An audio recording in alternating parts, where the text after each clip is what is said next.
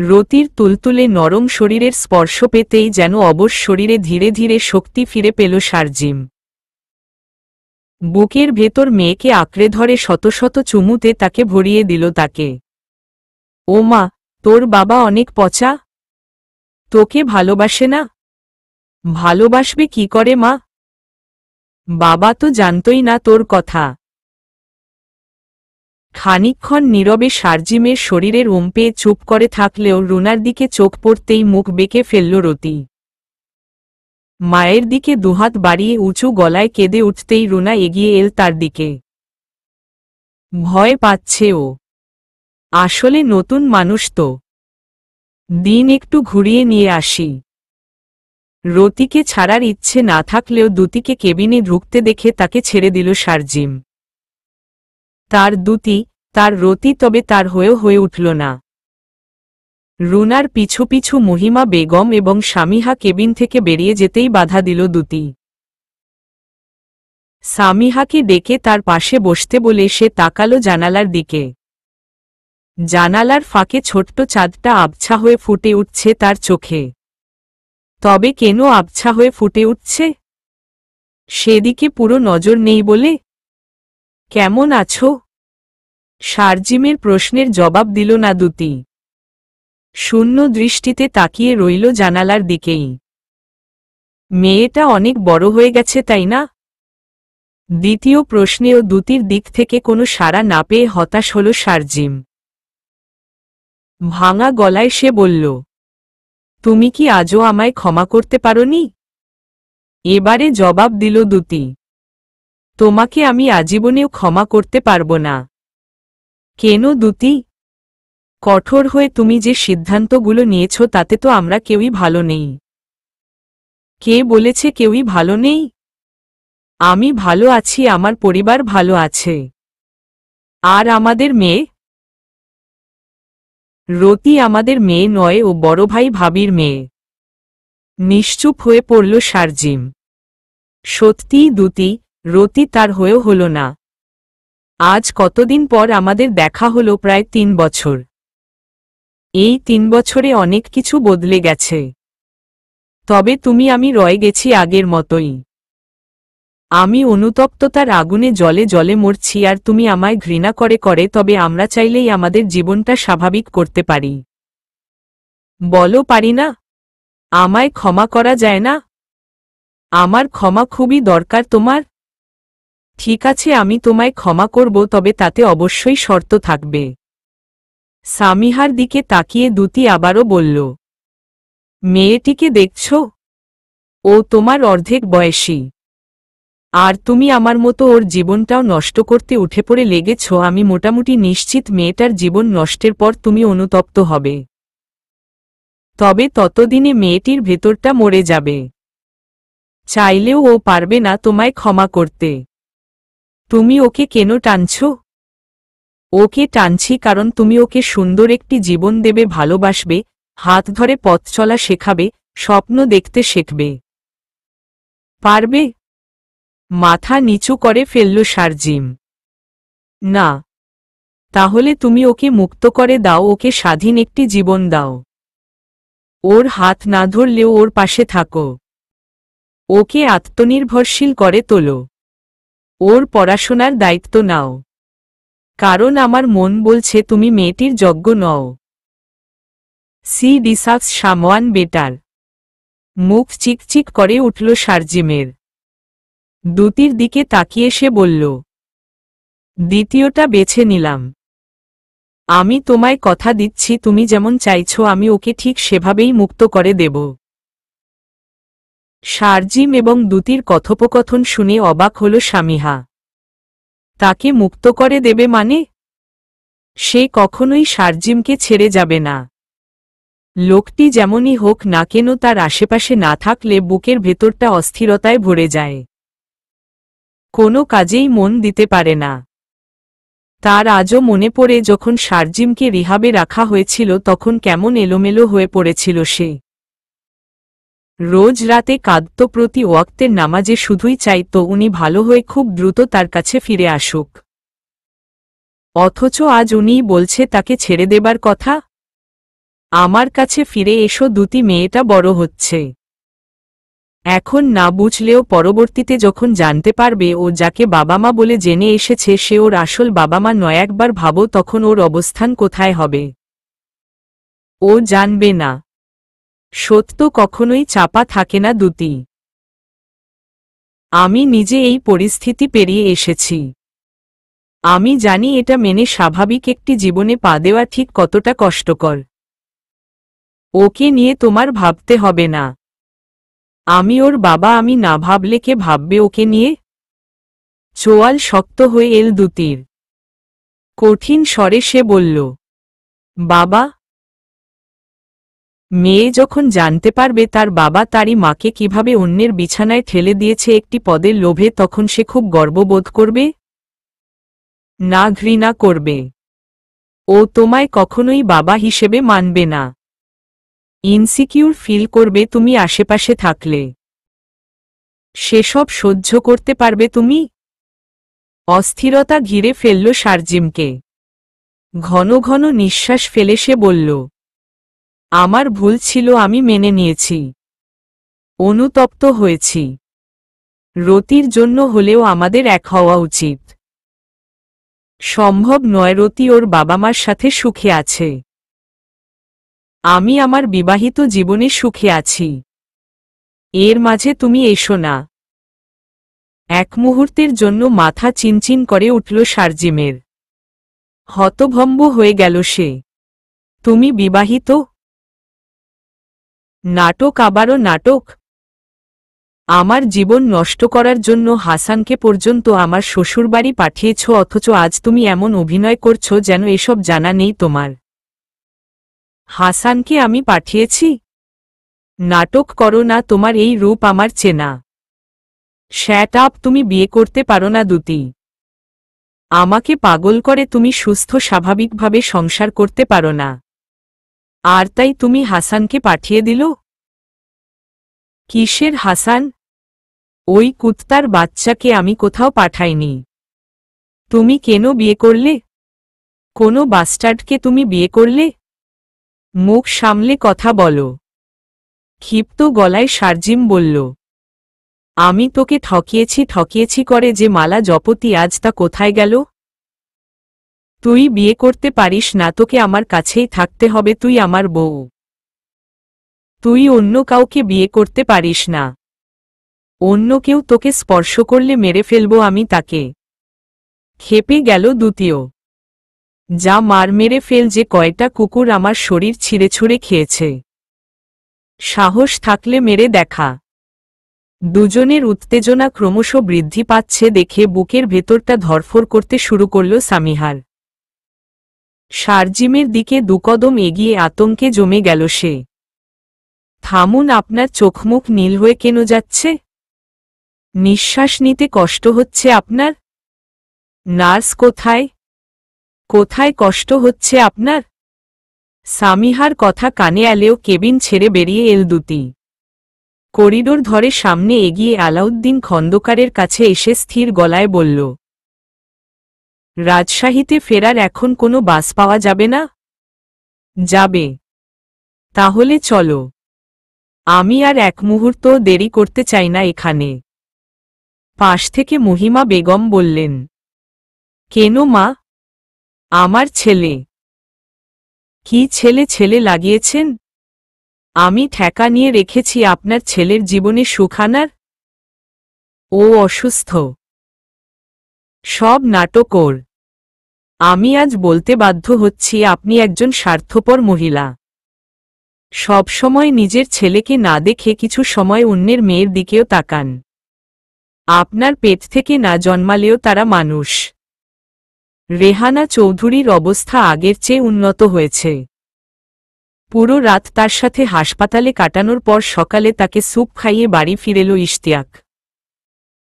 জামা কাপড় ছেড়ে হাত মুখ ধুয়ে ক্লান্ত শরীর বিছানায় মেলে দিল। বুকের ভেতরের ঝড় তার কোনোভাবেই থামছে না। সময় বাড়ার সাথে সাথে তা যেন আরও বাড়ছেই। অস্থির লাগছে, তবে এই ঝড় কমাতে পারবে একজন। সেই দ্যুতির সঙ্গে একবার কথা বলাটা তার খুবই প্রয়োজন। ছোট্ট কিছু নিঃশ্বাস ফেলে ফোন হাতে আলাউদ্দিন খন্দকারের নাম্বারে কল দিতেই লিলি বেগমের গলার স্বর শুনতে পেল ইশতিয়াক। দ্রুত কল কেটে কোঁচকানো কপাল নিয়ে সেদিকে যেতেই দেখতে পেল ফোন কানে নিয়ে আর্তনাদ করে যাচ্ছেন তিনি। আল্লাহরে একই হলো রে, রেহানা আমাদের ছাইরা কেমনে চলে গেল রে। বুকের ভেতরটা টিপটিপ করে উঠল ইশতিয়াকের। মা তাদের ছেড়ে চলে গেছে? কিন্তু বাড়ি ফেরার সময় তো দিব্যি সুস্থ ছিল সে। চোখজোড়া বুজে তার হাত শক্ত করে ধরে অস্পষ্ট সুরে বলছিল, তুই চিন্তা করিস না বাবা, আমি দ্যুতির সাথে কথা বলবো। দুদিন আগেই যে বাড়ি থেকে বের করে দেয়া হয়েছিল তাকে, সেই বাড়িতে পা দিতেই বুকের ভেতরটা হু হু করে উঠল দ্যুতির। সিঁড়ি বেয়ে দোতলায় উঠে ভেতরে ঢুকতেই সাদা কাপড়ে মোড়ানো লাশটি চোখে পড়ল তার। বাসা ভর্তি মানুষ। রেহানা চৌধুরীর মৃতদেহ রাখা হয়েছে ড্রয়িং রুমে। ধীরে ধীরে সেদিকে এগুতেই চোখজোড়া ঝাপসা হয়ে এল তার। চোখের সামনে ভেসে উঠল হাসিমুখে চিকন স্বাস্থ্যের অধিকারী বয়স্ক মহিলার প্রতিচ্ছবি, যে তার কাঁধে হাত বুলিয়ে একদিন বলেছিল, তুমিই পারবে আমার সংসারের হাল ধরতে। তুমি, তোমার সাহস হয় কি করে এই বাড়িতে পা দেবার? দ্যুতিকে দেখা মাত্র শিপু চৌধুরী চেঁচিয়ে উঠতেই উপস্থিত সকলের নজর পড়ল তার উপর। লিলি বেগম সেদিকে তাকিয়ে আর্তনাদ ধ্বনি তুলে বললেন, আজ আসছে রে, আজ আসছে আমার রেহানারে খাইয়া, আজ আসছে।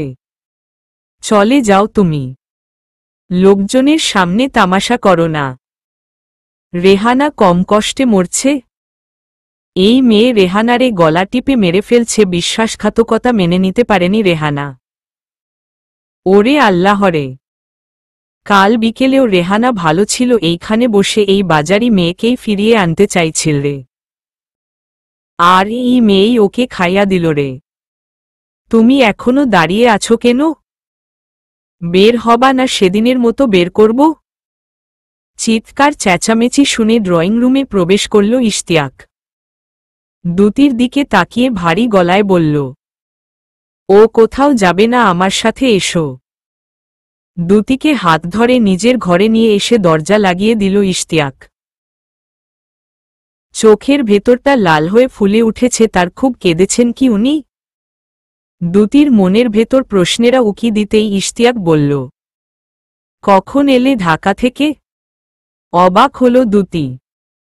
ঢাকায় যাবার খবর কি করে পেলেন উনি? ভোরে। কেন এলে ভোরে? সে প্রশ্নের জবাব দিল না দ্যুতি। তবে কি ইশতিয়াক তাকে ফিরিয়ে নিতে গিয়েছিল তাদের বাড়িতে? তোমার বিশ্বাসঘাতকতা মা মেনে নিতে পারেনি দ্যুতি। বুকের ভেতরটা টিপটিপ করে উঠল দ্যুতির। ঢোক চেপে সে ইশতিয়াকের দিকে চাইতেন। ইশতিয়াক আবারও বলল, তোমার যদি শারজিমের কাছে ফিরে যাবারই ছিল তবে কেন আমায় বিয়ে করেছিলে? হ্যাঁ জানি এখন বলবে বিয়ে তুমি করতে চেয়েছিলে না, তবে ভাঙার মতো কোনো কাজ করনি কেন? আমার পরিবারকে এভাবে শেষ করে দিতে তোমার বুক কাঁপল না? চোখজোড়া ছলছলে হয়ে উঠল দ্যুতির। অশ্রু বিক্ষিপ্ত চোখে মেঝের দিকে তাকিয়ে সে ক্ষীণ স্বরে বলল, আমি শারজিমের কাছে ফিরে যাইনি। তবে তুমি ঢাকায় কেন গিয়েছিলে? তুমি অস্বীকার করতে পারবে ঢাকায় যাবার উদ্দেশ্য তোমার শারজিম ছিল না? আমি শারজিমের কাছে গিয়েছিলাম, তবে বাবার।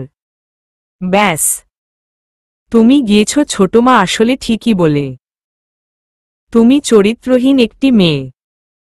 ইশতিয়াক। গলার স্বর কঠিন হয়ে এল ইশতিয়াকের। চুপ করো তুমি। সাফাই গাইবে? গাও সাফাই, আমিও শুনতে চাই তোমার এর পেছনের সাফাইগুলোকে। তুমি দেহ ব্যবসার সাথে যুক্ত ছিলে, তোমার বাচ্চা আছে, কাল তুমি শারজিমের কাছে চলেও গিয়েছ, এসবের কি সাফাই দেবে তুমি? জবাব দিল না দ্যুতি। বুকের ভেতরটায় আজ বহু বছর পর তীব্র এক যন্ত্রণা অনুভব করল সে, যে যন্ত্রণায় একসময় ছটফট করে তো তার ভেতরটা। তুমি রোজ পার্লারের নাম করে কোথায় যাও দুতি? লোক খুঁজতে? ইশতিয়াক, চিৎকার করো না, তুমি বলছো তুমি কোথাও যাও না। এটিও যে দুদিন পর মিথ্যা প্রমাণ হবে না তার গ্যারান্টি কি? এক মুহূর্তের জন্য ধরলাম তুমি পার্লারেই যাও, কিন্তু কেন যাও? গ্র্যাজুয়েশন কমপ্লিট করে তুমি পার্লারে কাজ করে আত্মনির্ভরশীলের দৃষ্টান্ত উপস্থাপন করতে চাও? আমি গ্র্যাজুয়েশন কমপ্লিট করিনি। শারজিমের কাছ থেকে চলে আসার পর আমি পড়ার শেষ করার মতো অবস্থায় ছিলাম না। আমার কাছে আমার কোনো সার্টিফিকেট নেই। আমি এক কাপড়ে বাবার সাথে শারজিমের কাছ থেকে পালিয়ে এসেছিলাম। একদমই কথাগুলো বসে শ্বাস নিল দুতি। দম বন্ধ হয়ে আসছে তার। ইশতিয়াকের বলা এক একটি কথা তীরের মতো এসে বিঁধছে তার বুকে। না, এ যন্ত্রণা এর আগে কখনোই অনুভব করেনি সে। এ যন্ত্রণা যে সকল যন্ত্রণার ঊর্ধ্বে। আরেকটি মিথ্যা? আর কত মিথ্যা বলেছ তুমি আর তোমার পরিবার দুতি? হিসেব দিতে পারবে? নাকি এর পেছনেও তুমি সাফাই দিতে চাও?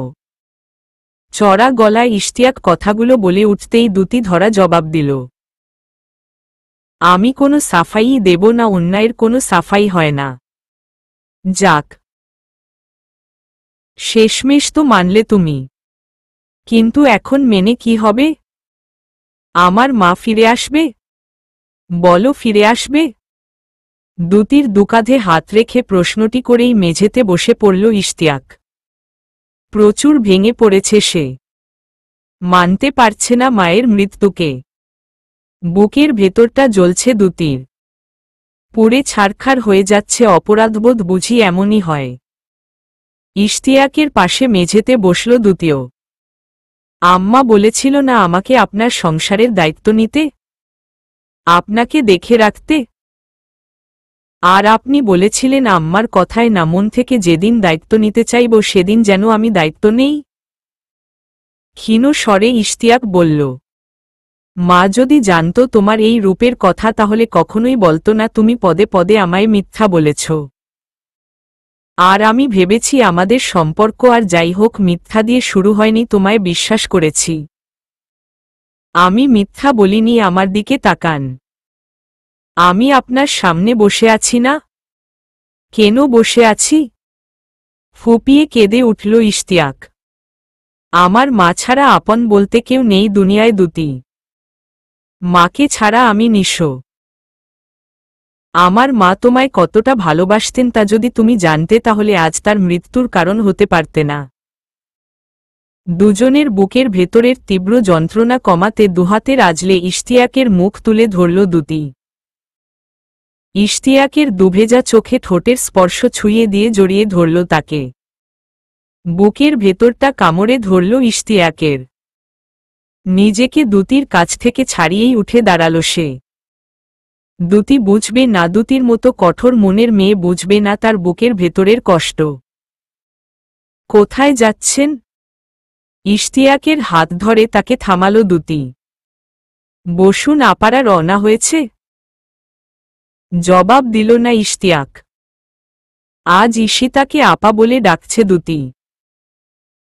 অথচ বিয়ের পর ঈশিতা যে কদিনই এ বাড়িতে থাকুক না কেন আগ বাড়িয়ে তার সঙ্গে কোনো কথাই বলেনি সে। কেন বলেনি? মানসিকভাবে অসুস্থ বলে? হ্যাঁ, দুতি অসুস্থ। সুস্থ মস্তিষ্কের মানুষ কখনোই আজ এই পথ তো কাল ওই পথ করে বেড়ায় না। হাত ছাড়ো দুতি। আপনি দুদণ্ড আমার পাশে এসে বসুন। আমি বসব না। কেন বসবেন না? আমাকে আর আপনার প্রশ্ন করার নেই? না। নীরব হয়ে পড়ল দুতি। তবে ছাড়ল না ইশতিয়াকের হাত। আম্মার এই অবস্থার কথা আমাকে কেন জানাননি? এই অবস্থার উৎসই তো তুমি, দুতি বলতে গিয়ে চুপ করে গেল ইশতিয়াক। বুকের ভেতরটা কুটকুট করতে লাগল, যেমনটা কুটকুট করে কামড়ায় কাটা স্থানে স্যাভলন লাগানোর সময়ে। আপনি কাল আমার বাবার বাড়িতে গিয়েছিলেন? চট করেই ইশতিয়াক উত্তর দিল। না। আপনি মিথ্যা বলছেন। তুমি আমার হাত ছাড়ো। আপনি দুদণ্ড এখানে বসবেন না? প্রশ্নের জবাব না দিয়ে দুতির হাতের মাঝ থেকে নিজেকে ছাড়িয়ে বেরিয়ে পড়ল ইশতিয়াক। ভালো লাগছে না, তার সমস্ত পৃথিবীকে কাঁটাযুক্ত একটি গাছ মনে হচ্ছে, যে গাছের প্রতিটি ফলই হবে জাহান্নামীদের খাদ্য। জানাজা শেষে আলাউদ্দিন খন্দকার ইশতিয়াকদের বাড়ি ফিরেছে প্রায় ঘণ্টাখানেক হল। এ পরিবারের কাছের আত্মীয় স্বজনেরা ধীরে ধীরে নিজেদের বাসস্থানে পাড়ি জমালেও দূরের প্রায় সকল আত্মীয় স্বজন রয়েই গেছে। ঘণ্টাখানেক আগে লাশ নিয়ে যাবার সময় বাড়ির পরিস্থিতি অস্বাভাবিক থাকলেও এখন প্রায় স্বাভাবিক। বুকফাটা সেই আর্তনাদ, সেই চিৎকার আর নেই।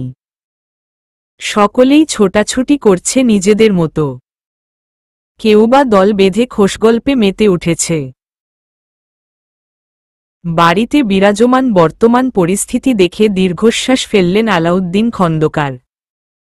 পৃথিবীতে নানান ধরনের শোক আছে। আশ্চর্যজনক হলেও সত্য, এদের মাঝে মৃত্যু শোকটি পৃথিবীর সকল মানুষ খুব দ্রুত কাটিয়ে উঠতে পারে। কারণ দুনিয়ায় কেউ দুঃখী থাকতে চায় না। নিমিষেই তাদের মাঝে থাকা একজন জীবন্ত মানুষ তার প্রয়োজনীয়তা মৃত্যুর সাথে সাথেই ভুলার চেষ্টায় লেগে পড়ে। বুক চিরে আরও একটি দীর্ঘশ্বাস বেরিয়ে এল তার। বয়স তারও বাড়ছে। অসুখ বিসুখ এইটা সেইটা লেগেই আছে। এই অবস্থায় তার আয়ুকালও খুব একটা নেই। বিপরীতে তার ছেলেমেয়েদের কারও অবস্থা নেই, কেউ শক্ত নয়। হাজারো প্রতিকূলতা লেগেই আছে তাদের জীবনে। এমতাবস্থায় তার মৃত্যু বেশ আঘাত হানবে তাদের উপর, আর এটি নিছক কল্পনা নয়, এটি বাস্তব। ভ্রু কুঁচকে উদ্বিগ্ন মুখে দুতিকে খুঁজতে শুরু করলেন তিনি। মেয়েটি গেল কোথায়? সময় তো অনেক হলো, এবার বাড়ির উদ্দেশ্যে রওনা হওয়া দরকার। বাবা, আমায় খুঁজছিলে? দুতির গলার আওয়াজ শুনে চোখমুখ স্বাভাবিক হয়ে এল আলাউদ্দিন খন্দকারের। পেছনে ফিরে সে বলল, হ্যাঁ, কোথায় ছিলি তুই? যাবি না? বাবার দিকে নীরব দৃষ্টিতে তাকালো দুতি। শক্ত স্বরে বলল, এই অবস্থায় আমি উনার পাশে থাকতে চাই। ভেবে বলছিস? হ্যাঁ। একদণ্ড ভেবে আলাউদ্দিন খন্দকার বললেন, থাকতে চাইলে থাকবি। জামিল ভাই এসেছেন বললেন আমার সাথে বোঝাপড়া আছে। বোঝাপড়া হওয়া পর্যন্ত না হয় থাক। মৃদু হাসল দুতি। মেয়ের মাথায় হাত বুলিয়ে আলাউদ্দিন খন্দকার বললেন, তুই কি তোর সিদ্ধান্ত পাল্টে ফেললি? তবে আমি উনার পাশে কিছুদিন থাকতে চাই। আলাউদ্দিন খন্দকারকে বিদায় দিয়ে রান্নাঘরে এসে ঢুকল দুতি। চায়ের পাতিল চুলোয় বসিয়ে চায়ের প্যাকেট খুঁজতে কেবিনেটে হাত বাড়াতেই চেঁচিয়ে রান্নাঘরে প্রবেশ করলেন শিপু চৌধুরী। তুমি এখনো যাওনি? সাহস কি করে হয় তোমায় আমার রান্নাঘরে ঢোকার? রান্নাঘর আপনার কিভাবে হয়? কোথাও আপনার নাম লেখা আছে এ ঘরে? চটাং চটাং কথা আমার সাথে বলবে না, একদম চড় মেরে গাল লাল করে দেব। দিন। দুটি গাল এগিয়ে দিতেই হকচকিয়ে গেলেন শিপু চৌধুরী। তবে পরমুহূর্তেই নিজেকে সামলে নিলেন তিনি। এইসব বাজারি কাজকর্ম আমার সাথে করবে না। একদম করবে না। বেরিয়ে যাও বলছি, আর তোমার বাপকেও বলি। নিজে গেছে, বেটিকে কোনো ভরসায় ফেলে রেখে গেছেন উনি? আমার কোনো ভরসার প্রয়োজন নেই। ওরে বাবা, নেই বলেই শরীর বেঁচে খাও। থাকলে না জানি কি বেঁচে খেতে। শরীর বেঁচে খাই তা আপনাকে কে বলেছে? বলার মানুষের অভাব আছে? তোমার মতো চরিত্রহীন মেয়ের চরিত্র বর্ণনা করতে মানুষের অভাব নেই আহারে। ইশতিয়াকের আম্মারে কিভাবেই না মেরে ফেললা। শরীর জ্বলে উঠল দুতির। সত্যি করে বলুন তো এই ন্যাকা কান্না আপনি কাকে দেখাচ্ছেন? ন্যাকা কান্না দেখাচ্ছি? হায়রে খোদা, এই বাজারি মেয়ে বলে কি? খোদা রে খোদা, আমি যাব কোথায়? শুধু শুধু চেঁচাবেন না। আপনি যে আম্মার মৃত্যুতে সামান্য দুঃখী নন তা এবাড়িতে কারো অজানা নয়। চেঁচামেচি শুনে রান্নাঘরে ঢুকল ঈশিতা। পরিস্থিতি সামলাতে শিপু চৌধুরীর দিকে তাকিয়ে বলল, লোকজন দিয়ে বাড়ি ভর্তি, প্লিজ তোমরা সিন ক্রিয়েট করো না। তুমি চুপ করো, পারলে এই বাজারি মেয়েকে শোনাও। আমাকে না। আমি নাকি ন্যাকামি করছি, মিথ্যা দুঃখ দেখাচ্ছি? তো তুই কি করছিস? নিজেই গলা টিপে মেরে এখন আবার কীর্তন গাইতে এসেছিস? বুক চিরে বেরিয়ে আসা একটি দীর্ঘশ্বাস গোপন করল ঈশিতা। দুতিকে রান্নাঘর থেকে হাত ধরে টেনে বের করে এনে দুই হাত চেপে ধরল তার সামনে। তোমাকে আমি রিকোয়েস্ট করছি, তুমি চলে যাও। উনার আমাকে দরকার। তোমার মুখে এই কথা মানায় না। তুমি যদি এতই ভাবতে তাহলে আজ আমার মা আমাদের সাথেই থাকত। বিশ্বাস করো, তোমার মুখ দেখলে আমার বুকের ভেতরটা খচখচ করে। মনে হয় এই মেয়েই তো মার খুনি। ঈশিতার শক্ত কথায় চোখজোড়া ছলছলে হয়ে উঠল দুতির। মা তোমার দিকটা জানতে চেয়েছিল, অথচ তুমি অপেক্ষা করলে না। এক্স হাজবেন্ডের কাছে চলে গেলে। আমার মাকে কত কথা তোমার জন্য শুনতে হয়েছে ধারণা আছে তোমার? উফ, কষ্টে বুকটা ফেটে যাচ্ছে আমার। I hate you Duti. Please তুমি চলে গিয়ে আমাদের উদ্ধার করো। দ্রুত পায়ে স্থান ত্যাগ করল ঈশিতা। তার যাত্রাপথের দিকে খানিকক্ষণ তাকিয়ে থাকার পর চোখ সরিয়ে নিল দুতি। এগুলো তাদের শোবার ঘরের দিকে। চা খাবেন? দুতির কথায় ঘড়িতে সময় দেখে নিল ইশতিয়াক। বেলা বাজে ৩:৪০। তুমি যাওনি? না। তবে কেন সেদিন অপেক্ষা করনি দুতি? আমি সব পাল্টে দিতে পারতাম। মনেমনে কথাটি আওড়ালেও মুখ খুলল না ইশতিয়াক। নীরব দৃষ্টিতে সে তাকিয়ে রইল মেঝের দিকে। দুতি বলল, ফ্যান অফ করে বসে আছেন কেন? ফ্যান চালাই। তুমি প্লিজ আমার সামনে থেকে যাও। তোমার এই স্বাভাবিক আচরণ আমার বুকের ভেতরটায় খোঁচাচ্ছে। কোথায় যাব আমি? তোমার যাবার জায়গার অভাব নেই দুতি। তোমার জন্য আমি আমার মাকে হারিয়েছি। যে আমি তোমার সবটা মেনে নিয়ে তোমাকে ভালোবেসেছিলাম, নিজের কাছে আগলে রাখতে চেয়েছিলাম, সেই তুমিই কিনা আজ আমার মায়ের মৃত্যুর কারণ। উফ, ভাবলেই অসহ্য যন্ত্রণা হয়। ঢোক গিলে ইশতিয়াকের পাশে বসল দুতি। তার হাত নিজের হাতের মুঠোয় শক্ত করে চেপে ধরতেই উঠে দাঁড়াল ইশতিয়াক। আর কত কি লুকিয়েছ আমার কাছে থেকে? আর কে কে এসে তোমার লুকানো কথা আমায় জানাবে? তুমি কেন অপেক্ষা করনি সেদিন? ইশতিয়াকের কথার প্রত্যুত্তরে দুতি বলল, আমি অপেক্ষা করেছি। মিথ্যা বলছো তুমি। হাসানের কথার মুখোমুখি না হতে পেরে বেরিয়ে গিয়েছিলে। না, উনারা আমায় বের করে দিয়েছিল। আর তুমি অমনি বের হয়ে গেলে। তোমার মুখ ছিল না, হাত পা ছিল না। আমি ব্ল্যাঙ্ক হয়ে পড়েছিলাম। আমার অতীত আমায়। দুতিকে থামিয়ে দিল ইশতিয়াক। তোমার বলার মতো কিছু ছিল না। তুমি সব পারো, সব। তুমি যেমন নিজের শরীর নিয়ে ব্যবসা করতে পারো, তেমন অন্যের জীবন নিয়েও খেলতে পারো। But you do not have the right to do this shit. একদমই কথাগুলো বলে হন্য পায় ইশতিয়াক ঘর ছেড়ে বেরিয়ে যেতেই গলা ধরে এল দুতির।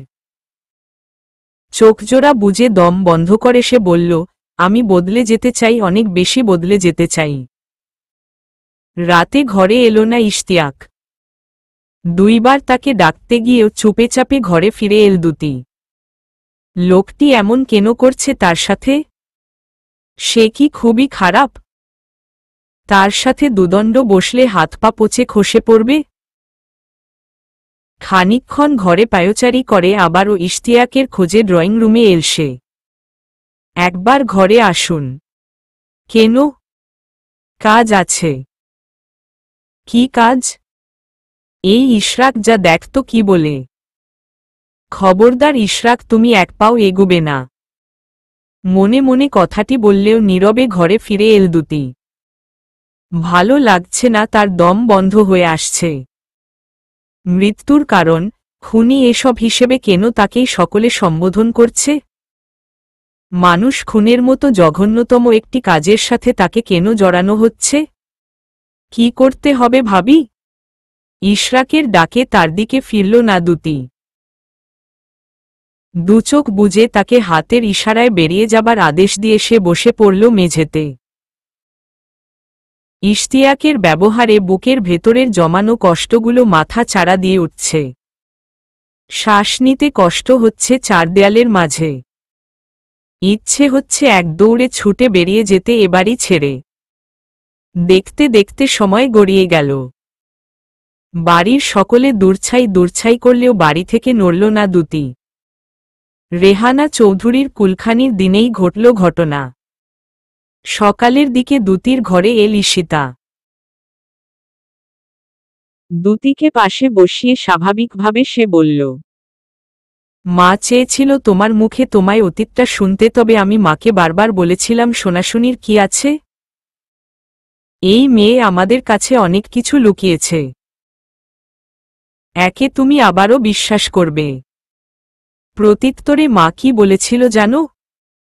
বলেছিল, একবার আমি ওর মুখে শুনতে চাই। আমার মন মানছেই না মেয়েটা, আর যাই হোক ওর প্রতি আমার বিশ্বাস আছে। নড়েচড়ে বসল দুতি। মহিলাটি জীবনে সুখের দেখা পেলেন না, না স্বামী দিয়ে না ছেলের বউ দিয়ে। ছেলের বউ হিসেবে সে কি পারত না তাকে আঁকড়ে ধরে তার দুঃখের ভাগ নিতে?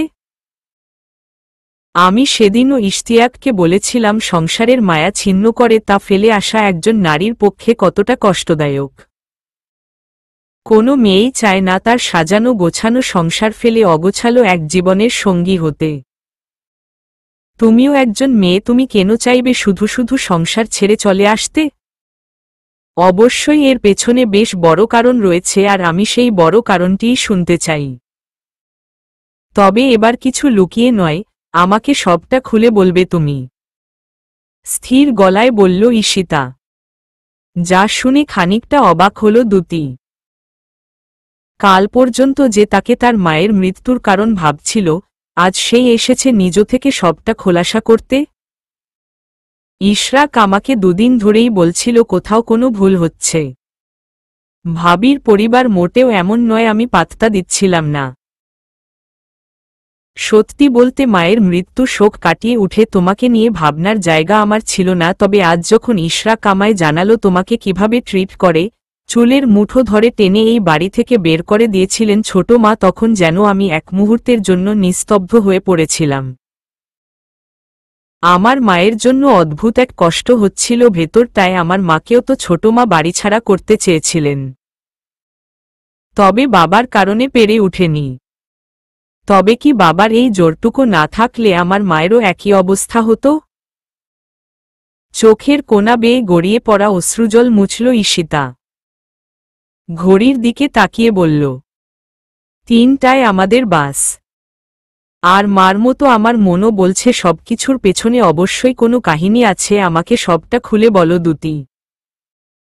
যাবার আগে আমি আমার ভাইয়ের জীবনটা গুছিয়ে দিয়ে যেতে চাই। মেঝেতে দৃষ্টি আবদ্ধ করল দুতি। ক্ষীণ স্বরে বলল, আমি নিজের অনিচ্ছায় আপনার ভাইকে বিয়ে করলেও কখনো ছেড়ে যেতে চাইনি, আর না কখনো নিজেকে মানিয়ে নিতে চেয়েছি। কারণ আমার জীবন থেকে আমার কোনো চাওয়া পাওয়া ছিল না, তবে আমি কখনোই এই সম্পর্ক থেকে মুক্ত হবার কথা ভাবিনি। তবে তুমি কি চেয়েছ? তোমার চাওয়াটা আমার কাছে স্পষ্ট নয়। আপা, আমি জানি না। আমি উনাকে ভালোবাসি না, তবে আমি উনাকে অনুভব করি। আজকাল উনার কষ্টে আমি কষ্ট পাই। উনার মাথায় হাত বুলিয়ে উনার পাশে থাকতে ইচ্ছে হয়, তবে পারি না। চাইলে মানুষ সব পারে, তুমি মন থেকে চাইছো না বলেই পারছো না। আর ভালোবাসা এর সংজ্ঞা ক্ষেত্র বিশেষে বেশ ভিন্ন। তবে আমার মতে এটাই ভালোবাসা। এটা পরিপক্ক ভালোবাসা, এটা পূর্ণবয়স্কের ভালোবাসা। ভ্রু কোঁচকালো দ্যুতি। পূর্ণবয়স্কের ভালোবাসা? হ্যাঁ, ম্যাচুয়ার লাভ। আমাদের প্রত্যেকেরই কিছু ফ্যান্টাসি ওয়ার্ল্ড থাকে। আর তুমি গভীরভাবে ভাবলে দেখবে আমাদের বয়স বাড়ার সাথে সাথে আমাদের এই ফ্যান্টাসি ওয়ার্ল্ডের পরিবর্তন ঘটে। অল্প বয়সকে আমরা যেখানে সামান্য সৌন্দর্য দেখেই অভিভূত হই, বয়স বাড়ার পর আমাদের সেই সামান্য সৌন্দর্য টানে না। আমরা তখন সেদিকে ফিরেও তাকাই না। কারণ তখন আমাদের ফ্যান্টাসির সাথে সাথে প্রয়োজনটাও বদলে যায়। আপনি বলছেন আমি উনাকে ভালোবাসি? বলছি না, তবে আমি চাই তুমি ইশতিয়াককে ভালোবাসো। গভীরভাবে একটি নিঃশ্বাস ফেলল দ্যুতি। বলল, আপনার মা আমার ভেতর এমন কিছু দেখতে পেয়েছিলেন যা আমি নিজেও কখনো দেখতে পাইনি। তবে আমি সেই এমন কিছু দেখতে চাই। আমি চাই উনি সুখী থাকুক। আমি চাই আমার জন্য অন্যের জীবন অগোছালো হয়ে নষ্ট না হোক। কারণ আমি কেউ নই অন্যের জীবনকে নষ্ট করার। উনি যথেষ্ট ভালো একজন মানুষ। আর না উনি এসব ডিজার্ভ করে। আমার মতো একটি মেয়ে তো কখনোই নয়। আর আমি যদি বলি তুমি ইশতিয়াকের যোগ্য, আমার মা ভুল কিছু দেখেনি তোমার মাঝে? ঈশিতার কথার পিঠে জবাব দিল না দ্যুতি। তার জবাবের জন্য অপেক্ষা করে দ্যুতির দুই হাত আঁকড়ে ধরে ঈশিতা বলল, আই ট্রাস্ট ইউ। তুমি ওই ধরনের মেয়ে হতে পারো না। বুকের ভেতরটা হু হু করে উঠল দ্যুতির। আপাকে কি খুলে বলবে সে তার অতীত? ভয়ঙ্কর সেই অতীত যা মনে হলেই পুরো শরীর অবশ হয়ে পড়ে তার। মুরগির মাংসের বাটির দিকে হাত বাড়িয়ে ইশতিয়াক তাকালো মৌমির দিকে। মিটার দুয়েক ফাঁকেই বসে রয়েছে সে। চুপচাপ বসে পলকহীন চোখে তাকিয়ে রয়েছে তার খাবার থালার দিকে। হালকা কেশে উঠল ইশতিয়াক। অস্বস্তি কাটাতেই মৌমির উদ্দেশ্যে বলল, তোমার পড়াশোনার কি খবর? আর পড়াশোনা ওসব আমাকে দিয়ে হবে না। তাই বাদ দিয়ে দিয়েছি। বাদ দিয়ে দিয়েছ? হ্যাঁ, আমার পড়তে ইচ্ছে করে না। পড়তে তো কারো ইচ্ছে করে না। তবে না পড়লে চলবে? আমার তো চলে। সারাদিন চাচা চাচির খেদমত করে বেশ দিন কাটে। ফুপা ফুপু তোমার পড়াশোনার ব্যাপারে কিছু বলে না? আর তোমার ভাই, উনার কি খবর? নড়েচড়ে বসল মৌমি। আব্বা আম্মার মারা যাবার পর আমার কাছে সেও মরে গেছে। সেদিনই আমি ইন্নালিল্লাহ পড়ে ফেলেছি তার জন্য। দীর্ঘশ্বাস ছাড়ল ইশতিয়াক। মুখে ভাত তুলে বলল, মুরগি তুমি রেঁধেছ? হ্যাঁ, চাচি বলল আপনার নাকি চোখে অ্যালার্জি হয়েছে। গরুর মাংস খাওয়া নিষেধ। তাই করে ফেললাম। ধন্যবাদ, খেতেও অসাধারণ হয়েছে। মৃদু হাসল মৌমি। ইশতিয়াকের দিক থেকে নজর সরাতেই দেখতে পেল দরজা ধরে তীক্ষ্ণ দৃষ্টিতে তাকিয়ে আছে দ্যুতি। এগিয়ে এল সে। ইশতিয়াকের সামনে দাঁড়িয়ে বলল, আপা আপনাকে ডাকছে। ঠিক আছে। ঠিক আছে বলতে? আপনাকে এখনই যেতে বলেছে। যাব তো। মৌমি কি যেন বলছিলে? রাইসা আপা কেমন আছে? লাস্ট কবে এসেছিল তোমাদের ওখানে? আর চোখে একবার দ্যুতির দিকে তাকালো মৌমি। মেয়েটিকে দেখে কে বলবে বেশ্যাগিরি তার রক্তে মেশানো? খুব ভালো। রাইসা আপার ছেলে আমাকে কি বলে জানেন? আগ্রহী গলায় ইশতিয়াক জানতে চাইল। কি? Hello friends, I am Ripon video. আবার ছন্দ বলে কি বলে জানেন?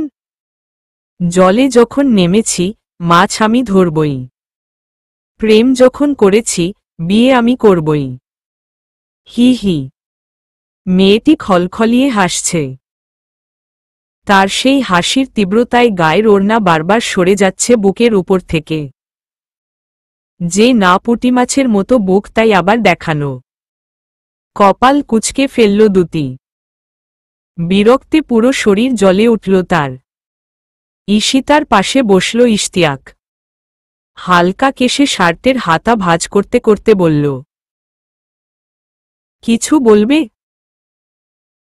হ্যাঁ, এই যে দুতি 3 দিন ধরে এখানে পড়ে আছে, এটা নিয়ে কিছু কি ভাবছিস? কি ভাবব? আগেও কি ছিল না ও এই বাড়িতে? আগের আর পরের মাঝে পার্থক্য রয়েছে। জবাব দিল না ইশতিয়াক। শার্টের হাতা গোজায় সে এতটা ব্যস্ত হয়ে পড়ল যেন কাজটি এখন না করলে পৃথিবী ধ্বংস হয়ে যাবে। বিরক্ত ভরা চোখে তার দিকে তাকিয়ে ঈশিতা বলল, তুই কি চাইছিস? তোর মন কি চাইছে আমাকে খুলে বল। আমি এর একটা বিহিত করে যেতে চাই। আমি কিছুই চাইছি না। তাহলে যা যেভাবে চলছে সেভাবেই রাখতে চাইছিস? না, তুমি দুতিকে এ বাড়ি থেকে চলে যেতে বলো। এতক্ষণে স্বস্তি পেল ঈশিতা। যাক, শেষমেশ তো ভেতরের ক্ষোভ প্রকাশ করল ইশতিয়াক। আমি কেন বলবো? দুতির জন্য আমার তো কোনো সমস্যা হচ্ছে না। তোর সমস্যা হচ্ছে, তুই বল। আপা, আমি প্রচুর অস্থিরতায় আছি।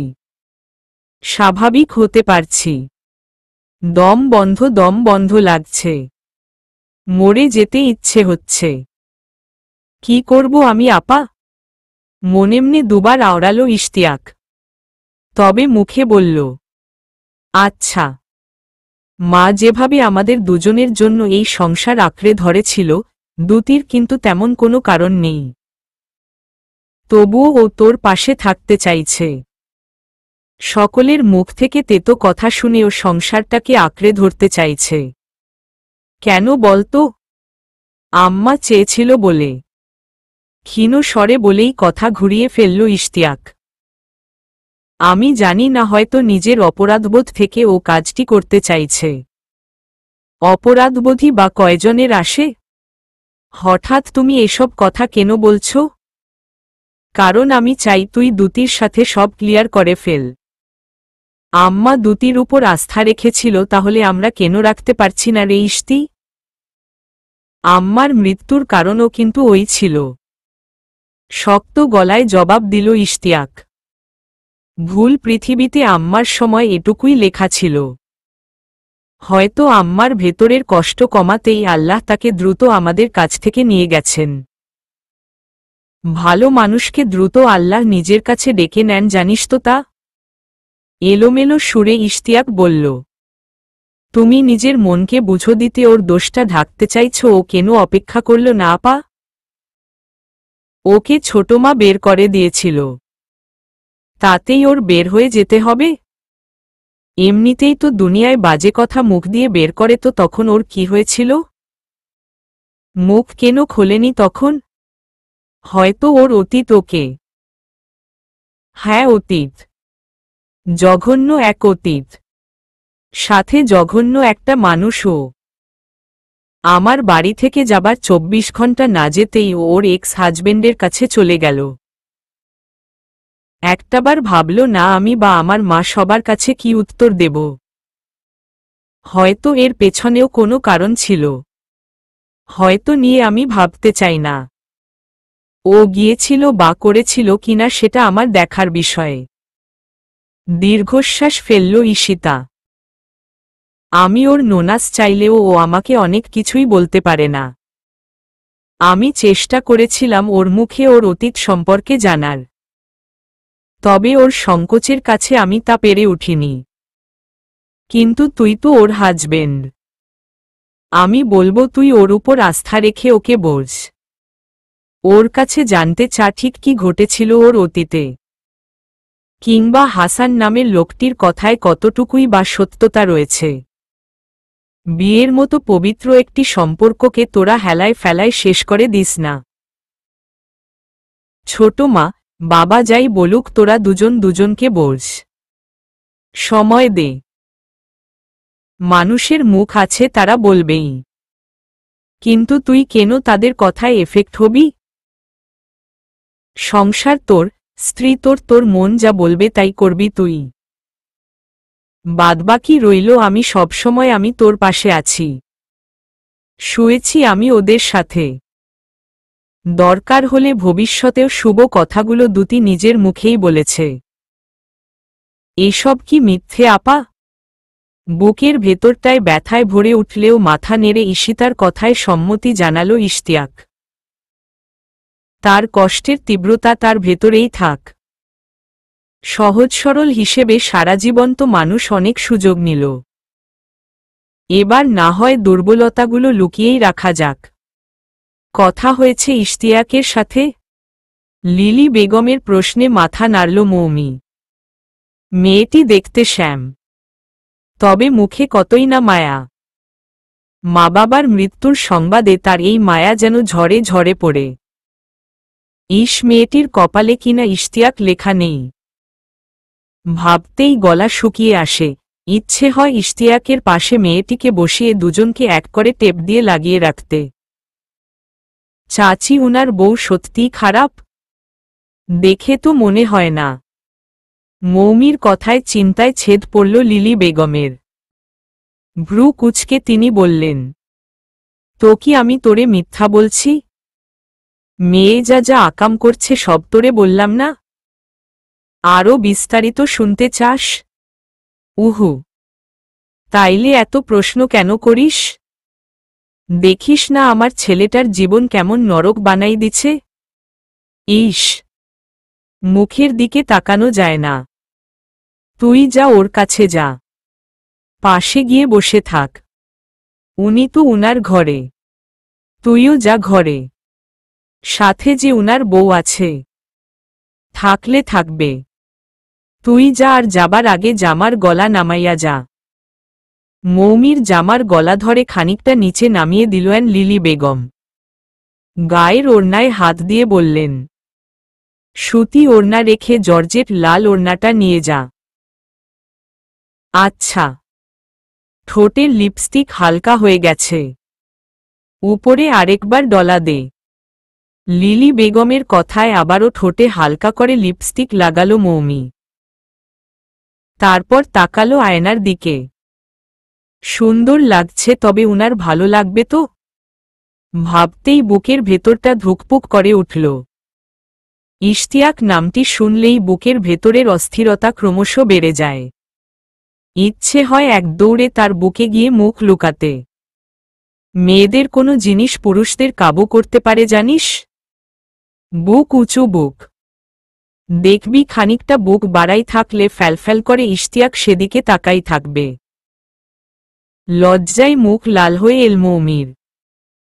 বাবা মায়ের মৃত্যুর পর চাচা চাচির কাছে আসার পরেই ইশতিয়াক ভাইয়ের সাথে পরিচয়। সেই থেকেই তার ভালো লাগত ইশতিয়াক ভাইকে। তবে সে ভালো লাগার কথা কখনোই বলা হয়ে ওঠেনি। উনি কর্তব্যর মাপের একজন মানুষ, আর সে এতিম একটি মেয়ে। উনার সাথে কোনো দিক দিয়ে যায় সে? তবে উনার বিয়ের কথা শুনে মনটা ভেঙে গিয়েছিল তার। সারা রাত বালিশে মুখ গুজে কেঁদেছিল। যা কখনো হবারই ছিল না তা ভেবে কেন শুধু শুধু কষ্ট পায় সে? ভেবে নিজেকে বুঝেও দিয়েছিল। তবে মন সে তো বেহায়া বজ্জাত বালের মন। সখী, ভাবনা কাহারে বলে? সখী, যাতনা কাহারে বলে? তোমরা যে বলো দিবস রজনী। ভালোবাসা ভালোবাসা। সখী, ভালোবাসা কারে কয়? সে কি কেবলই যাতনাময়? সে কি কেবলই চোখের জল? সে কি কেবলই দুঃখের শ্বাস? লোকে তবে করে কি সুখেরই তরে এমন দুঃখের আশ। দুতির মুখে চরণগুলো শুনে বুক চিরে গভীর একটি নিঃশ্বাস বেরিয়ে এল ইশতিয়াকের। ভালোবাসা মানে দুঃখ, বুক ভরা বেদনা। তারপরও লোকে ভালোবাসে, নিজে থেকে দুঃখের পাহাড় বেছে নেয়। রবীন্দ্রসঙ্গীত শুনে ঘুম আরো গভীর হলো, মনে হচ্ছে তা প্রফেসর সাহেব কি গভীর ঘুমে। জবাব দিল না ইশতিয়াক। বিকেল হয়ে এসেছে, তবে চোখজোড়া মেলার সাহস করে উঠতে পারল না সে। চুপচাপ পড়ে রইল বিছানায়। ওপাশ থেকে খানিকক্ষণ নীরবতার পর দ্যুতির গুনগুনিয়ে গানের সাথে চুড়ির আওয়াজ কানে আসায় মনের সঙ্গে যুদ্ধ করে চোখজোড়া মেলল ইশতিয়াক। সাথে সাথে খেলে গেল বুকের ভেতরটায় শীতল এক হাওয়া। নীল শাড়িটি আবারও আজ পরেছে দ্যুতি। কপালে লাগিয়েছে নীল টিপ, কানে নীল ঝুমকো, হাতে নীল চুড়ি। পিঠ সমান চুলগুলো খুলে রেখেছে। সখী, তোমায় দেখিলে ভালো না বেসে কি থাকা যায়? 144 ধারা জারি ভঙ্গ করার শাস্তি কি ক্রসফায়ার করে মেরে ফেলা? মুক্তিযুদ্ধের সময় তো এমন কিছুই হতো, বাবার মুখে শুনেছিলাম। দ্যুতির কথায় মনে পড়ে গেল সে রাতের ঘটনা। শাড়ি পরা তোমার দণ্ডনীয় অপরাধ। আজ থেকে শাড়ি পরার উপর 144 ধারা জারি করলাম। কথাটি সে বলেছিল, খুব কাছাকাছি এসেছিল তারা দুজন দুজনার। তবে হায় ভাগ্য, শারীরিকভাবে বেশ কাছাকাছি এসেও মনের দিক থেকে যেন দূরত্ব বেড়ে গেল শত শত মাইল। এগিয়ে এল দ্যুতি। বিছানায় এক কোনায় বসে চুলে চিরুনি বোলাতে বোলাতে বলল, মুখটা বন্ধ করুন, ওভাবে তাকালে আপনাকে দেখতে কুমড়ো পটাশ পটাশ লাগে। ভরকে গেল ইশতিয়াক। দ্রুত নজর সরিয়ে উঠে বসল সে। কুমড়ো পটাশ মানে বোঝেন? সে প্রশ্নের জবাব না দিয়ে ইশতিয়াক বলল, হঠাৎ শাড়ি কেন? এই অপরাধে ক্রসফায়ার করবেন? ইয়ার্কি রাখো। আপনার সাথে আমি ইয়ার্কি করব কেন? দেশে কি ছেলেপেলের অভাব আছে যে আপনার সাথেই আমাকে ইয়ার্কি করতে হবে? তোমার কাছে ছেলেপেলের অভাব কেন হবে? মুখে আসলেও কথাটি বলল না ইশতিয়াক। নীরবে বসে বিছানার চাদরে দৃষ্টি আবদ্ধ করতেই মৌমির ডাক শুনতে পেল দরজার বাইরে থেকে। মৌমি নাকি? ভেতরে এসো। ধীর পায়ে ঘরের ভেতরে প্রবেশ করল মৌমি। দ্যুতির দিকে তাকিয়ে তাকে শাড়ি পরা অবস্থায় দেখে গলার ওড়না টেনে ঠিক করে ক্ষীণ স্বরে বলল, আমি না কোনো জামাকাপড় সাথে আনিনি। ভ্রু কোচকাল দ্যুতি। কেন আনোনি? আমি তো থাকার জন্য এসেছিলাম না, কিন্তু চাচি বলছে এখানে তার সাথে কিছুদিন থাকতে। তো আমার এখন কিছু জামাকাপড়ের প্রয়োজন। চাচি বলেছে ইশতিয়াক ভাইকে নিয়ে শপিংয়ে যেতে। তোমার চাচিকে গিয়ে বলো উনি ব্যস্ত। তবে টেনশনের কারণ নেই, আমি ইশরাককে বলে দিচ্ছি। ইশরাক তোমায় নিয়ে যাবে। দুজনের কথোপকথনের মাঝে মুখ খুলল ইশতিয়াক। কপাল কুঁচকে দ্যুতির দিকে তাকাল সে। আমি মোটেও ব্যস্ত নই, আমিই তোমায় নিয়ে যাব। তৈরি হয়ে নাও। তা যাবেন না কেন? লুচ্চা হয়েছেন কোনো কাজে?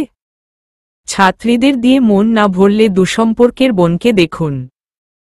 আর আরেকটা এসেছে। জামা নিয়ে আসেনি তো কি নগ্ন হয়ে ঘুরছিস? চোয়াল শক্ত হয়ে এল দ্যুতির। আমিও যাব। ইশতিয়াক বিরক্ত সুরে বলল, তুমি কেন যাব? শুধু শুধু? শুধু শুধু কেন যাব? আমার কাজ আছে বলেই যাব। এই মেয়ে, তোমার শপিংয়ে যাবার মতো ড্রেস আছে তো? আছে। বলে মৌমি বেরিয়ে যেতেই ইশতিয়াকের কাছে এগুলো দ্যুতি। তার নাকের সম্মুখে আঙ্গুল তুলে ঘুরিয়ে ঘুরিয়ে বলল, এক রিকশায় বসে ঢলারলি পুঁটিমাছের মতো বুকে সুযোগ খুঁজে হাত ছুঁয়ে দেয়া খুব মজা না? দেখিনি ভেবেছেন? কেমন ড্যাবড্যাব করে ওর বুকের দিকে তাকিয়েছিলেন। হতভম্ব হয়ে পড়ল ইশতিয়াক। এক মুহূর্তের জন্য নির্বাক হয়ে পড়লেও চোখমুখ কুঁচকে দ্রুত বিছানা ছেড়ে উঠে পড়ল সে। মেয়েটি পরিবর্তন হবার নয়, তার অশ্লীল কথার ট্রেন কখনোই থামবার নয়। কই চললেন? মৌমির জামা বদলানোর দৃশ্যটা না দেখলেই নয়। থেমে দাঁড়ালো ইশতিয়াক। দ্যুতি, ও আমার বোন। তাই?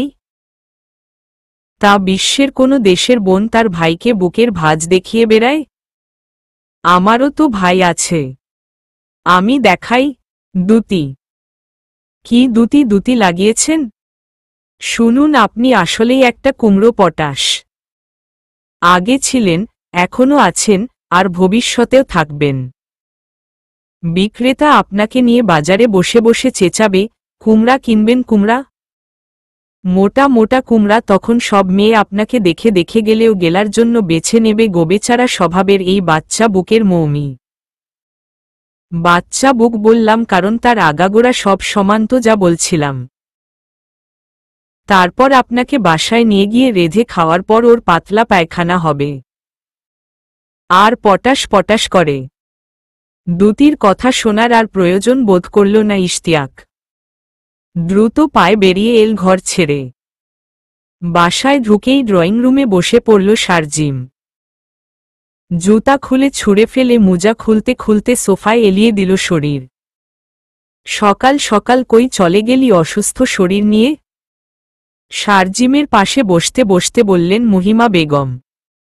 করতে গিয়েছিলাম, চোখ না মেলেই জবাব দিল শারজিম। হঠাৎ করতে কেন? ডিভোর্সের ব্যাপারে কথা বলতে। ভ্রু কুঁচকে মহিমা বেগম বললেন। কার ডিভোর্স? আমার আর সামিহার। পাগল হয়েছিস? তোর মাথা কি একদম গেছে? কি দোষ করেছে মেয়েটা? ডিভোর্স কেন দিবি ওকে? আমার ইচ্ছে হচ্ছে তাই দিচ্ছি। তোর ইচ্ছেতে দুনিয়া চলে নাকি? সে প্রশ্নের কোনো উত্তর দিল না শারজিম। এক মুহূর্ত অপেক্ষা করে মহিমা বেগম বললেন। তুই যদি ভেবে থাকিস সামিহাকে ডিভোর্স দিল তুই দ্যুতিকে আবারও পাবি বা তোর মেয়েকে পাবি, তাহলে সেটা তোর ভুল ধারণা। দ্যুতি মরে পচে গেলেও কখনোই তোর কথা ভাববে না। মা হিসেবে তোর জেদ পূরণ করা আমার উচিত ছিল না।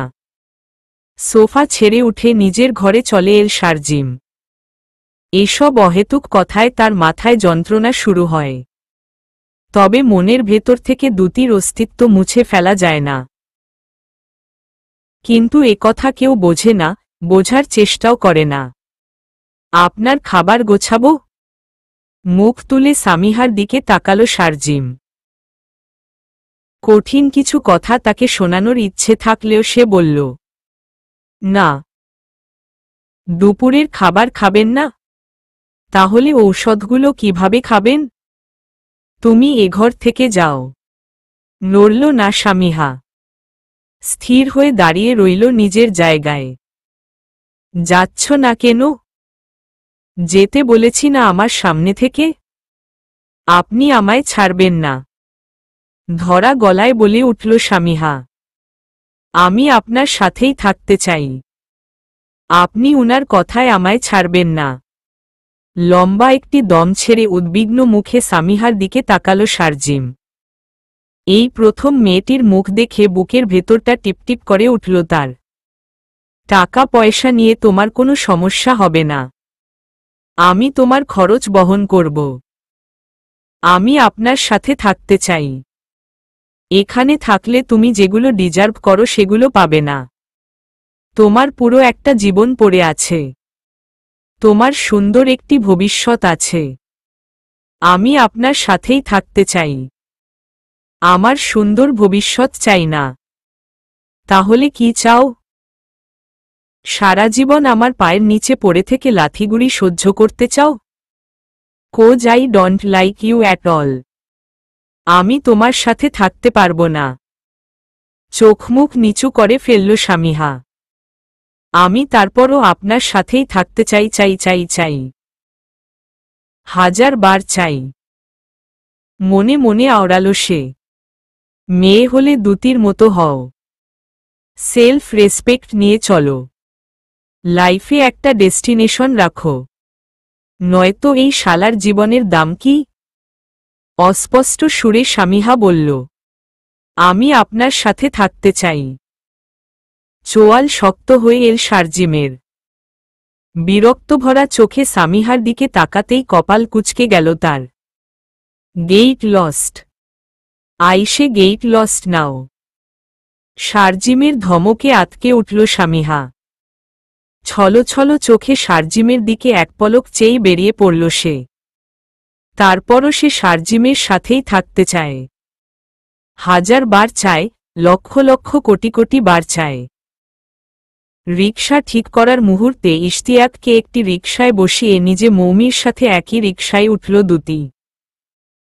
খানিকটা পথ যাবার পর মৌমির উদ্দেশ্যে বলল, তোমাকে আজ আমি কিছু গিফট করব। অবাক হয়ে দুতির দিকে তাকালো মৌমি। আমাকে? হ্যাঁ তোমাকে। ফোমের ব্রা অন্তর্বাস। ওগুলো পরলে তোমার যা দেখিয়ে বেড়ানোর জন্য চুলকানি শুরু হয়, সেগুলো অনায়াসে দেখিয়ে বেড়াতে পারবে। সবার নজরেও পড়বে। বড় বড় মনে হবে ফুলে থাকবে। লজ্জায় মাথা নিচু করে ফেলল মৌমি। চাচির কথামতো বুকের ওড়না ঠিকঠাকভাবে না নেয়া তার ভুল। তাই বলে উনি এভাবে বলতে পারলেন? তবে কি ঠিক বলেছিলেন চাচি? হ্যাঁ, এই মেয়ে খারাপ। চূড়ান্ত পর্যায়ের খারাপ। আর এমন একটি খারাপ মেয়ে ইশতিয়াক ভাইয়ের কখনোই যোগ্য হতে পারে না। এছাড়া বাজারে এখন নানান ক্রিমও বেরিয়েছে। নিজে না পারলে পার্লারে যাবে। ঘষে ঘষে পুটি থেকে বোয়াল করে দেবে। শোনো, তোমার বিয়ের আগে আমায় একটা কল দেবে। ভাবছি আমিই তোমায় ওই ক্রিমটা গিফট করব। ভালো হবে না? আপনি প্লিজ আমাকে নামিয়ে দিন রিকশা থেকে। ক্ষীণ স্বরে বলে উঠল মৌমি। উত্তরে দুতি বলল, ও মা, শপিং করবে না? না। কেন করবে না? অবশ্যই করবে। না, আমি করব না। তবে কি জামাকাপড় ছাড়া নগ্ন হয়ে চলবে? না মানে তুমিই তো বললে সাথে কোনো জামাকাপড় আনোনি। দুতির প্রশ্নের জবাব দিল না মৌমি। অজস্র রাগ নিয়ে গাল ফুলিয়ে চুপচাপ বসে রইল সে। রিকশা ভাড়া মিটিয়ে একটি দোকানে ঢুকল দুতিরা। লম্বা পথ ধরে এগুলো থ্রিপিসের কালেকশনের দিকে। তাদের দেখে একজন সেলসম্যান এগিয়ে এল। কিছু থ্রিপিস দেখিয়ে টেনে টেনে বলতে শুরু করল, এটা নিন, আপনার সাথে এটা খুব ভালো যাবে। আরে হ্যাঁ, এটাই। এই রংটা আপনার সাথে যা যাবে না। এটাও দেখুন, ঝাক্কাস লাগছে পুরো। এক মুহূর্তের জন্য দুতির মনে হল মৌমি এই বিশ্বের সব সুন্দর নারীর মাঝে একজন, যাকে গুয়ের মতো হলদে রঙের পোশাকেও স্বর্গ থেকে নেমে আসা পরীদের মতো লাগবে। ভাই, আপনি কিছু বলেন। ভাবিকে কিন্তু এই রঙে সেই সুন্দর লাগবে, তাই না? ভ্রু কুচকে বিশ্বের এক নাম্বার চাপাবাজের দিকে তাকালো দুতি। দাঁত কড়মড় করে বলল, কাকে ভাবি বলছেন আপনি? চোখের কি মাথা খেয়েছেন? ছোট্ট ওই মেয়েকে দেখে আপনার মনে হয় ওর বিয়ের বয়স হয়েছে? ঢোক চেপে সেলসম্যান বলল, দুঃখিত দুঃখিত, আসলে কাউকে দেখে তো ওভাবে বলা যায় না কে বিবাহিত আর কে অবিবাহিত। কেন বলা যাবে না? কেন বলা যায়? ইশতিয়াকের ভুঁড়িতে ঘা মেরে দুতি বলল, অবশ্যই যায়। এনার 14 ইঞ্চির ভুঁড়ি দেখেই মানুষ অনায়াসে বলে দিতে পারবে ইনি ম্যারিড। আর আপনার ভুঁড়িহীন পেট, ফুরফুরে চেহারা দেখে যে কেউ অনায়াসে বলে দেবে আপনি আনম্যারিড। কি ঠিক বললাম তো? ঘাড় নেড়ে সেলসম্যান সম্মতি জানাতেই মৃদু হাসল দুতি। আবার আছে কিছু টাক মাথা যারা কখনোই আনম্যারিড হবে না। বউয়ের জ্বালায় জ্বালায় তাদের জীবন তেজপাতা হয়ে চুল পড়ে যায়। তারপর পুরো জীবন টাক মাথা নিয়ে কপাল কুঁচকে থাকে। অবশ্য আর একভাবেও এই ম্যারিড লোকদের চেনা যায়। ধূমপান অর্থাৎ সিগারেট ম্যারিড লোকেরা বাড়িতে বউয়ের সামনে টানতে পারে না। তাই যখনই একটু সুযোগ পায় দেখবেন তারা এভাবে সিগারেট টানে যেন সিগারেট নাও অমৃত টানছে। আর মেয়েদের, হ্যাঁ, বিবাহিত মেয়েদের চেনার উপায় হল। হালকা কেশে উঠল ইশতিয়াক। দুতিকে থামিয়ে দিতে সে বলল, থাক হয়েছে ভাই, এই দুটো প্যাক করে দিন। আর তোমরা দুজন বাইরে গিয়ে অপেক্ষা করো, আমি বিল মিটিয়ে আসছি। আসছ না কেন? এসো। না, আমি যাব না। তুমি যাবে? না। যাবে তুমি? অবশ্যই যাবে। প্যাকেট হাতে নিয়ে বেরিয়ে দুতি এবং মৌমির মাঝে কথোপকথন শুনে ইশতিয়াক বলল, কি হলো? কোথায় নিয়ে যাবে ওকে?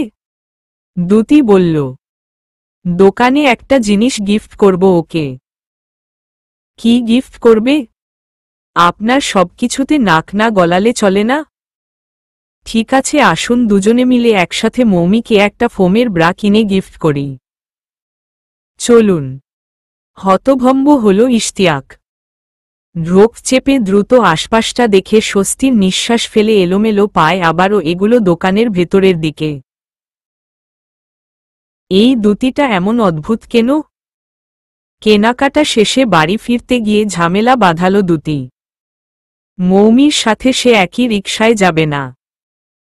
তার যা মৌমিকে বলার ছিল বলা শেষ, তবে কেন আবারও ওর সাথে যাবে? মাঝে থেকে বিপদে পড়ল ইশতিয়াক। মৌমিকে একা রিকশায় ছাড়া ঠিক হবে কিনা ভেবে উদ্বিগ্ন হল। আর যদি ঠিক নাই হয় তবে কি মৌমির সাথে সাথে গিয়ে দুতিকে একা ছাড়বে? একদিক দিয়ে দুতিকে একা ছাড়লেও সমস্যা নেই, একা চলে ফিরে অভ্যস্ত সে। তবে এখানেও সমস্যা। এ কথা মুখ দিয়ে বের করলেই তুলকালাম বাজিয়ে দেবে দুতি। মৌমিকে তার সঙ্গে জড়িয়ে নানান বাজে কথা শোনাবে। তাই সব ভেবে মৌমিকে একটি রিকশায় উঠিয়ে দিয়ে দুতির সাথে একই রিকশায় উঠে বসল ইশতিয়াক। ছোটবেলায় একবার রিকশা থেকে পড়ে আমার মাথা ফেটে গিয়েছিল, সেই থেকে আমি রিকশায় উঠতে প্রচুর ভয় পেতাম। রিকশায় উঠলেই বুক কাঁপত আমার, এই বুঝি পড়ে যাব। তবে যতদিন বাবা আমার পাশে ছিল ততদিন রিকশায় চড়লেই বাবা আমাকে আঁকড়ে ধরে বসত।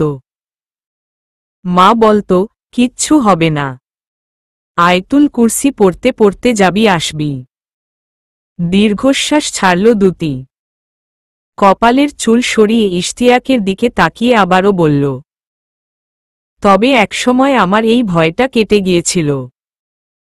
তখন টিউশনি থেকে বেরিয়ে এই শারজিমের সাথে রিকশায় করে রাতের ঢাকা দেখতাম। শারজিম আমার কোমর শক্ত করে চেপে ধরে থাকত। আর আমি নিশ্চিন্ত মনে অদ্ভুত অদ্ভুত স্বপ্নের জাল বুনতাম। তবে একসময় তা পূরণ করার জন্য মরিয়া হয়ে ভুল করে ফেললাম, তারপর থেকে আবারও আমার রিকশায় চড়তে ভয় লাগা শুরু হল। বুক কাঁপত আমার, চলার পথে রিকশার সঙ্গী হিসেবে কখনোই কাউকে চাইতাম না। কি এমন হয়েছিল দুতি? প্রশ্নটি করতে চেয়েও করল না ইশতিয়াক। নীরবে তাকিয়ে রইল ফুটপাতের দিকে। আজ রিকশায় আপনার পাশে বসে পথ চলতে আমার ভয় লাগে না। কেন বলতে পারেন? আপনি তো বাবা বা শারজিমের মতো আমায় আঁকড়ে ধরেন না, তারপরও কেন ভয় করে না? কিছুটা ইতস্তত করে ইশতিয়াক বলল, শারজিম তোমার ভয়টা কাটিয়ে দিয়েছিল বলে বোধ হয়। আপনি আমার কথা মন দিয়ে শোনেননি, অথবা শুনলেও বোঝার চেষ্টা করেননি। আপনি কি আদৌ আমার অতীত কখনো বোঝার চেষ্টা করবেন? ক্ষীণ স্বরে বলল দুতি। তবে দুতির সে প্রশ্নের জবাব না দিয়ে ইশতিয়াক তাকালো পেছনের রিকশার দিকে। চিন্তা হচ্ছে তার, রিকশা চালকটি মৌমিকে ঠিকঠাকভাবে আনছে তো? বারে বারে কেন আপনি ওদিকে তাকাচ্ছেন? মন বসছে না আমার পাশে? নাকি আমি পচে গেছি? শরীর থেকে উদ্ভট গন্ধ বেরুচ্ছে? ওর পাশে বসতে চান আপনি?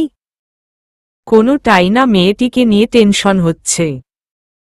টেনশন হবার কি আছে? আপনার মনে হয় ও দুধের শিশু? চলতে ফিরতে পারে না? বিরক্ত হল ইশতিয়াক। দ্যুতিকে উপেক্ষা করে পিছন ফিরে চাইতেন। দ্যুতি বলল, নাকি আমার বুক আপনার পছন্দ না? ও বুক দেখিয়ে বেড়ায় বলে ওরটা ভালো লাগে?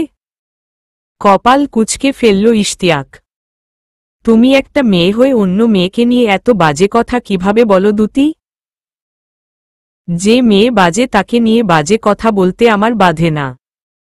তাহলে তো তোমাকে নিয়েও অনেক কথাই বলা যায়। কি যায় না? আপনি মৌমিকে ডিফেন্ড করতে আমাকে শোনাচ্ছেন? না, শুধু শুধু মিথ্যা বলবেন না। আমি বাজে মেয়ে, তবে আমি নিজের ইচ্ছেতে কাউকে শরীর দেখিয়ে বেড়াইনি। তারপরও আমি বাজে মেয়ে, কারণ আমাদের সমাজ ধর্ষককে নয় ধর্ষিতাকে খারাপ চোখে দেখে। ইশতিয়াক থেকে সামান্য সরে বসল দ্যুতি। নাক সিটকে আবারও বলল, মৌমিকে আজ আমি যে ফোমের ব্রা গিফট করেছি তাতে আপনার চোখসহ আপনার শরীরও তৃপ্তি পাবে।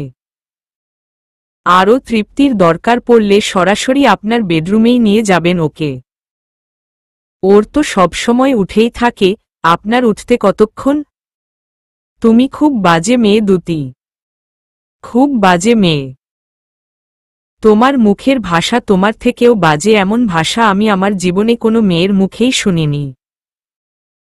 কথাগুলো বলার ইচ্ছে থাকলেও ফোনে আসা রিংটোনের শব্দে দীর্ঘশ্বাস ছাড়ল ইশতিয়াক। ফোন রিসিভ করে হ্যাঁ হু বলে তা পকেটে রেখে দ্যুতির উদ্দেশ্যে বলল, বাসায় তোমার বাবা এসেছে, খালুজিও এসেছে। আজ সবাই আমাদের নিয়ে আলোচনায় বসবে। শক্ত গলায় দ্যুতি বলল, বসুক, আমিও চাই সবকিছুর এসপারোসপার হয়ে যাক। পুরো ঘরজুড়ে বিরাজ করছে থমথমে আবহাওয়া। খানিকক্ষণ আগেই বাইরে থেকে দ্যুতি এবং ইশতিয়াক ফিরেছে। ইশতিয়াক এসে সরাসরি সবার মাঝে বসে পড়লেও দ্যুতি গেছে ঘরে। তার শাড়ি পরে শরীর চুলকোচ্ছে। শাড়ি খুলে ফ্রেশ হয়ে তবেই এই আলোচনায় আসবে সে। কিছুক্ষণ অপেক্ষার পর দ্যুতি না এলে তাকে ডাকতে গেলেন শিপু চৌধুরী। তবে ফিরে এলেন একা। কপাল কুঁচকে তিনি সকলের উদ্দেশ্যে বললেন, আসছে। দ্যুতি এলে আলোচনার সূচনা করলেন জমিল আহমেদ। আলাউদ্দিন খন্দকারের উদ্দেশ্যে তিনি বললেন, আপনি যে কাজটা করেছেন তা কি মোটেও ঠিক করেছেন? নাকি আপনি বলতে চাইছেন ভুলটা ছিল আমার আপনাকে বিশ্বাস করেছিলাম বলে? আলাউদ্দিন খন্দকার হালকা কেশে উঠলেন। ধীর গলায় বললেন, ভুল আমারই ছিল। তবে আমার মেয়ের এতে কোনো দোষ ছিল না। ও সবটা জানাতে বলেছিল। তবে এমন কিছু আমার মেয়ের সাথে ঘটে গিয়েছিল যে সেসব কাউকে বলার মতো শক্তি বা সাহস আমার নেই। তাহলে এখন আপনি বলুন আমার ভাগ্নের দোষ কোথায় এখানে? ও কি আপনার মেয়ের মতো কোনো মেয়ে ডিজার্ভ করে? আমার মেয়ে খারাপ নয়, তবে কেন ইশতিয়াক ওকে ডিজার্ভ করবে না? এত কিছু ঘটে যাবার পরও আপনি বলছেন আপনার মেয়ে ভালো? অবশ্যই ভালো, একটি মুদ্রার এপিঠ ওপিঠ দুপিঠই থাকে। আপনারা শুধু এপিঠ দেখবেন, ওপিঠ না জেনেই আমার মেয়েকে বিচার করবেন? ওপিঠও জানবো, জানান আমাকে ওপিঠ। চেঁচিয়ে উঠলেন লিলি বেগম। কিসের এপিঠ ওপিঠ লাগাইছেন আপনারা? আপনার মনে হয় উনি যা বলবেন তা সত্য? উনি কি কখনো উনার মেয়ের দোষের কথা তুলে ধরবে? আলাউদ্দিন খন্দকার বললেন, কেন বলবো না? আমার মেয়ে দোষ করলে অবশ্যই তা আমি বলবো। চুপ করেন আপনি। আপনার সত্যবাদিতার প্রমাণ আমরা পেয়ে গেছি। আর নয়। কপাল কোঁচকালেন জমিল আহমেদ। বললেন, উনাকে উনার বক্তব্য রাখতে দিন। আপনিও চুপ করেন। যা করছেন খুব ভালো করছেন। আমার ছেলেটার জীবন নরক বানাই দিছেন। এখন আবার বক্তব্য মারান। খুব চিনি আপনাদের। এক মুহূর্তের জন্য থতমত খেয়ে গেলেন জমিল আহমেদ। তবে পরমুহূর্তেই নিজেকে সামলে নিলেন। আপনি অতিরিক্ত উত্তেজিত হচ্ছেন। এভাবে সমস্যার সমাধান হবে না। আর আপনি উত্তেজিতই হচ্ছেন না। কারো জীবন নষ্ট হয়ে যাচ্ছে অথচ আপনি এমনে বসে আছেন যেমনে পায়খানা শেষে প্রশান্তি নিয়ে বসে থাকে মানুষ। উদ্ভট কথাবার্তা দয়া করে বলবেন না। আপনি আমায় বেআইন হন। সেই সম্মান নিয়েই কথা বলুন। বেআই হয়েই যে ব্যান্ড বাজিয়েছেন তাতে সম্মান আসবে কোত্থেকে? আমার তো এখন মনে হচ্ছে রেহানারে দুতি না আপনি মাইরা ফেলছেন। এতক্ষণে মুখ খুলল দুতি। লিলি বেগমের দিকে তাকিয়ে ধারালো গলায় বলল, আপনি বারবার একই কথা বলবেন না। আম্মাকে আমি মেরে ফেললাম কিভাবে? মৃত্যুর সময় আমি ছিলাম তার আশেপাশে। মুখে মুখে কথা কম বলো। মুরব্বিদের মাঝে তোমার মতামত কেউ চায় নাই। জমিল আহমেদ বললেন, ওদের মতামতেরও দরকার আছে। জীবন তো ওদেরই। ধমকে উঠলেন লিলি বেগম। আপনি আবার কথা বলেন? আপনার মনে হয় বেশ্যাগিরি করে বেড়ানো মেয়ের কাছ থেকে আমরা মতামত নিব? 3 দিন জোর করে পড়ে থাকছে তাই বলে সারা জীবন পড়ে থাকতে দিব নাকি? রাগে শরীর জ্বলে উঠল দুতির। ইচ্ছে হল লিলি বেগমের চুলের মুঠো ধরে কয়েকবার কাপড় কাচার মতো কাচতে। তবে তা সম্ভব না হওয়ায় হাতের মুঠ পাকিয়ে দাঁত কর্মর করে বলল, আপনি নিজে খুব ভালো। অবিবাহিত একটি মেয়েকে বিবাহিত ছেলের পেছনে লাগিয়ে দেন, বুক দেখিয়ে কাবু করার তাল শেখান, সেই আপনি আজ আমায় বিচার করবেন? মুহূর্তের মাঝেই স্তব্ধতা ঘিরে ফেলল উপস্থিত সকলকে।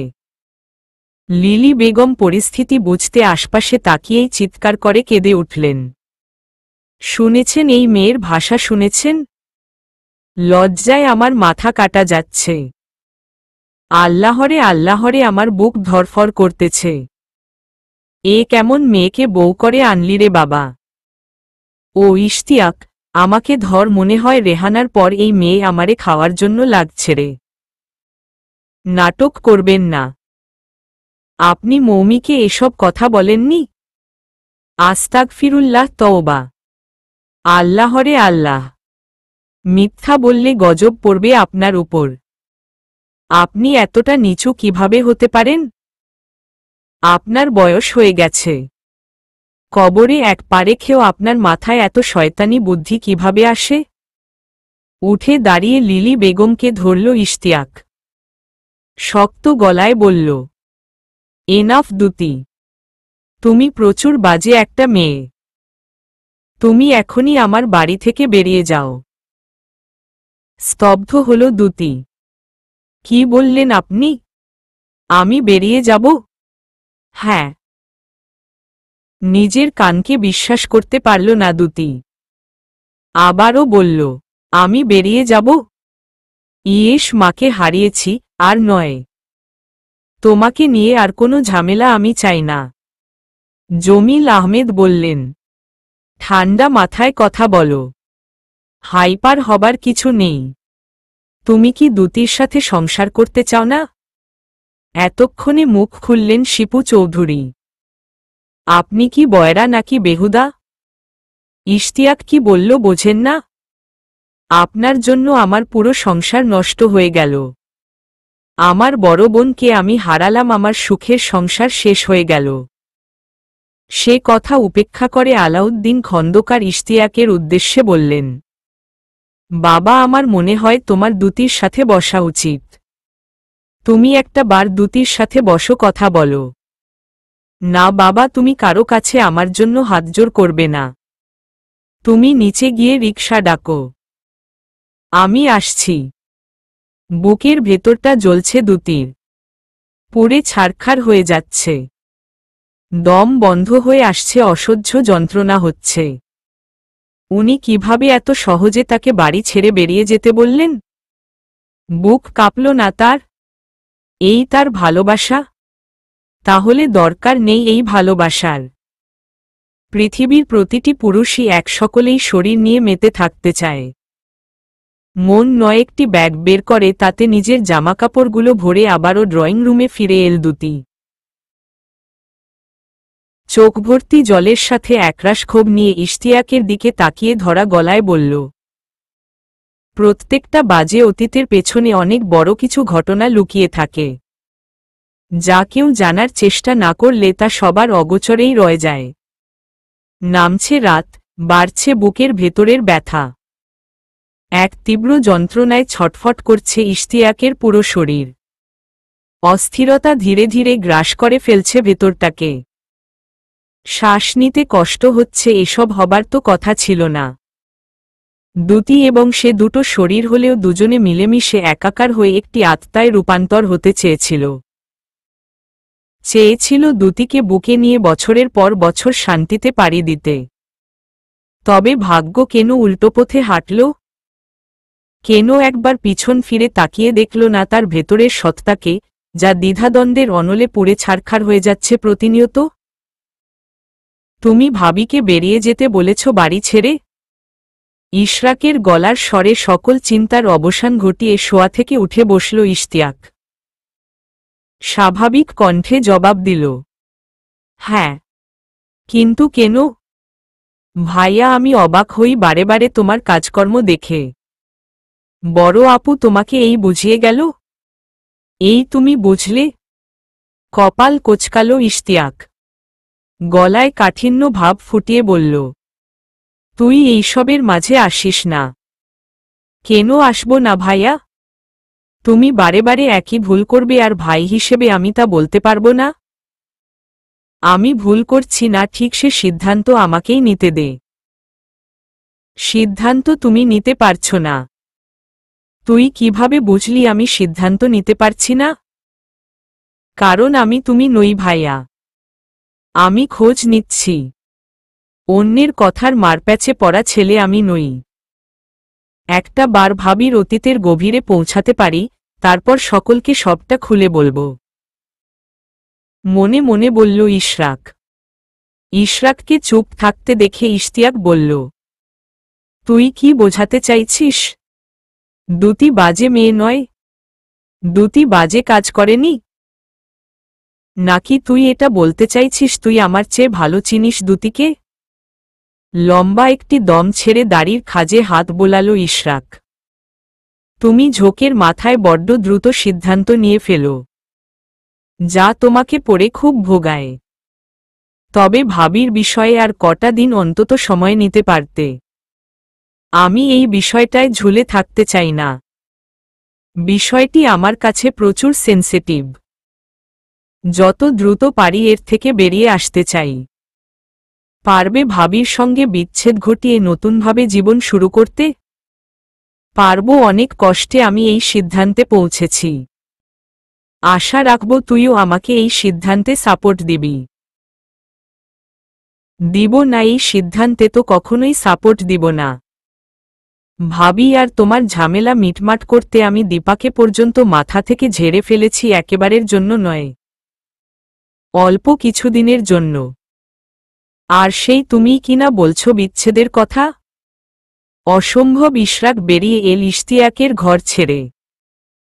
ডাইনিংয়ে এসে গ্লাসে পানি ঢেলে ঢকঢক করে গিলে চেয়ারে শরীর এলিয়ে দিতেই দেখতে পেল রান্নাঘর থেকে আর চোখে তার দিকে তাকিয়ে রয়েছে মৌমি। এই মেয়ে, এদিকে এসো। দ্রুত পায়ে এগিয়ে এল মৌমি। কিছু খাবেন? তুমি কিছু খাবে? চর খাবে? চর? অবাক হল মৌমি। মানে? ইশরাক বলল, আমার দিকে ওভাবে তাকিয়েছিলে কেন? শুনো, আমি অন্যের মাল সিল মেরে রাখা হয়নি, তার মানে এই নয় যে সে মালের দিকে নজর দেবে। নজর সামলাও, নয়তো তোমার নজরকে একদম থাপড়িয়ে বৃন্দাবন পাঠিয়ে দেব। ঢোক চেপে আশেপাশে চোখ বুলিয়ে আবারও রান্নাঘরে ফিরে এল মৌমি। ছেলেটি বদমাশ জানা ছিল, তবে এতটা বেয়াদব তা জানা ছিল না। দ্রুত চাচিকে বলে এর একটা ব্যবস্থা করতে হবে। টেবিলে খাবার গুছিয়ে দ্যুতির জন্য খানিকক্ষণ অপেক্ষা করেও দ্যুতি না এলে তাকে ডাকতে ঘরে গেল দীপা। ক্যাসেট প্লেয়ারে চলা রবীন্দ্রসঙ্গীত বন্ধ করে বিছানার এক কোণায় এসে বসল সে। চোখের উপর হাত ভাঁজ করে সোজা হয়ে শুয়ে রয়েছে দ্যুতি। তার অদ্ভুত সুন্দর ভরাট শরীর গাঢ়ভাবে লেগে রয়েছে বিছানার সাথে। একদম নড়ছে না, হেলছে না। যেন হেললে দুললেই সে তলিয়ে যাবে অথই জলের গভীরে।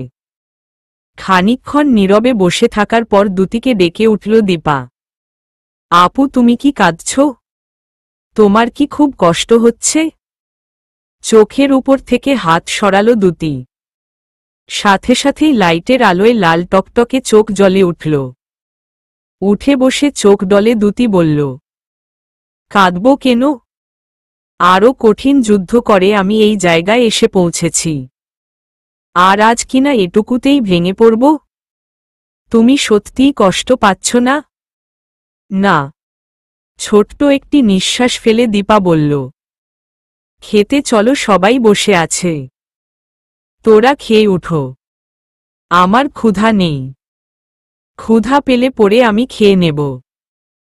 উঠে পড়ল দীপা। তবে দরজা পর্যন্ত এসে আবারও ফিরে এল সে দ্যুতির কাছে। একটা প্রশ্ন ছিল। স্বাভাবিক সুরেই দ্যুতি বলল, বল, তুমি দুলাভাইকে এই 3 দিনেও কি কিছু খুলে বলনি? জবাব দিল না দ্যুতি। দীপা আবারও বলল, দুলাভাই তো অমন মানুষ না, তারপরও তোমায় কেন উনি বিশ্বাস করলেন না আপু? তুমি কি উনার কাছ থেকে কিছু লুকিয়েছ? কিছুই বলিনি, অনেক কিছু লুকিয়েছি। তারপরও লোকটি আমায় ফিরিয়ে নিতে এসেছিল দীপা। তবে আমি ততক্ষণে অনেক ভুল করে বসেছিলাম, মনে মনে আওড়ালো দ্যুতি।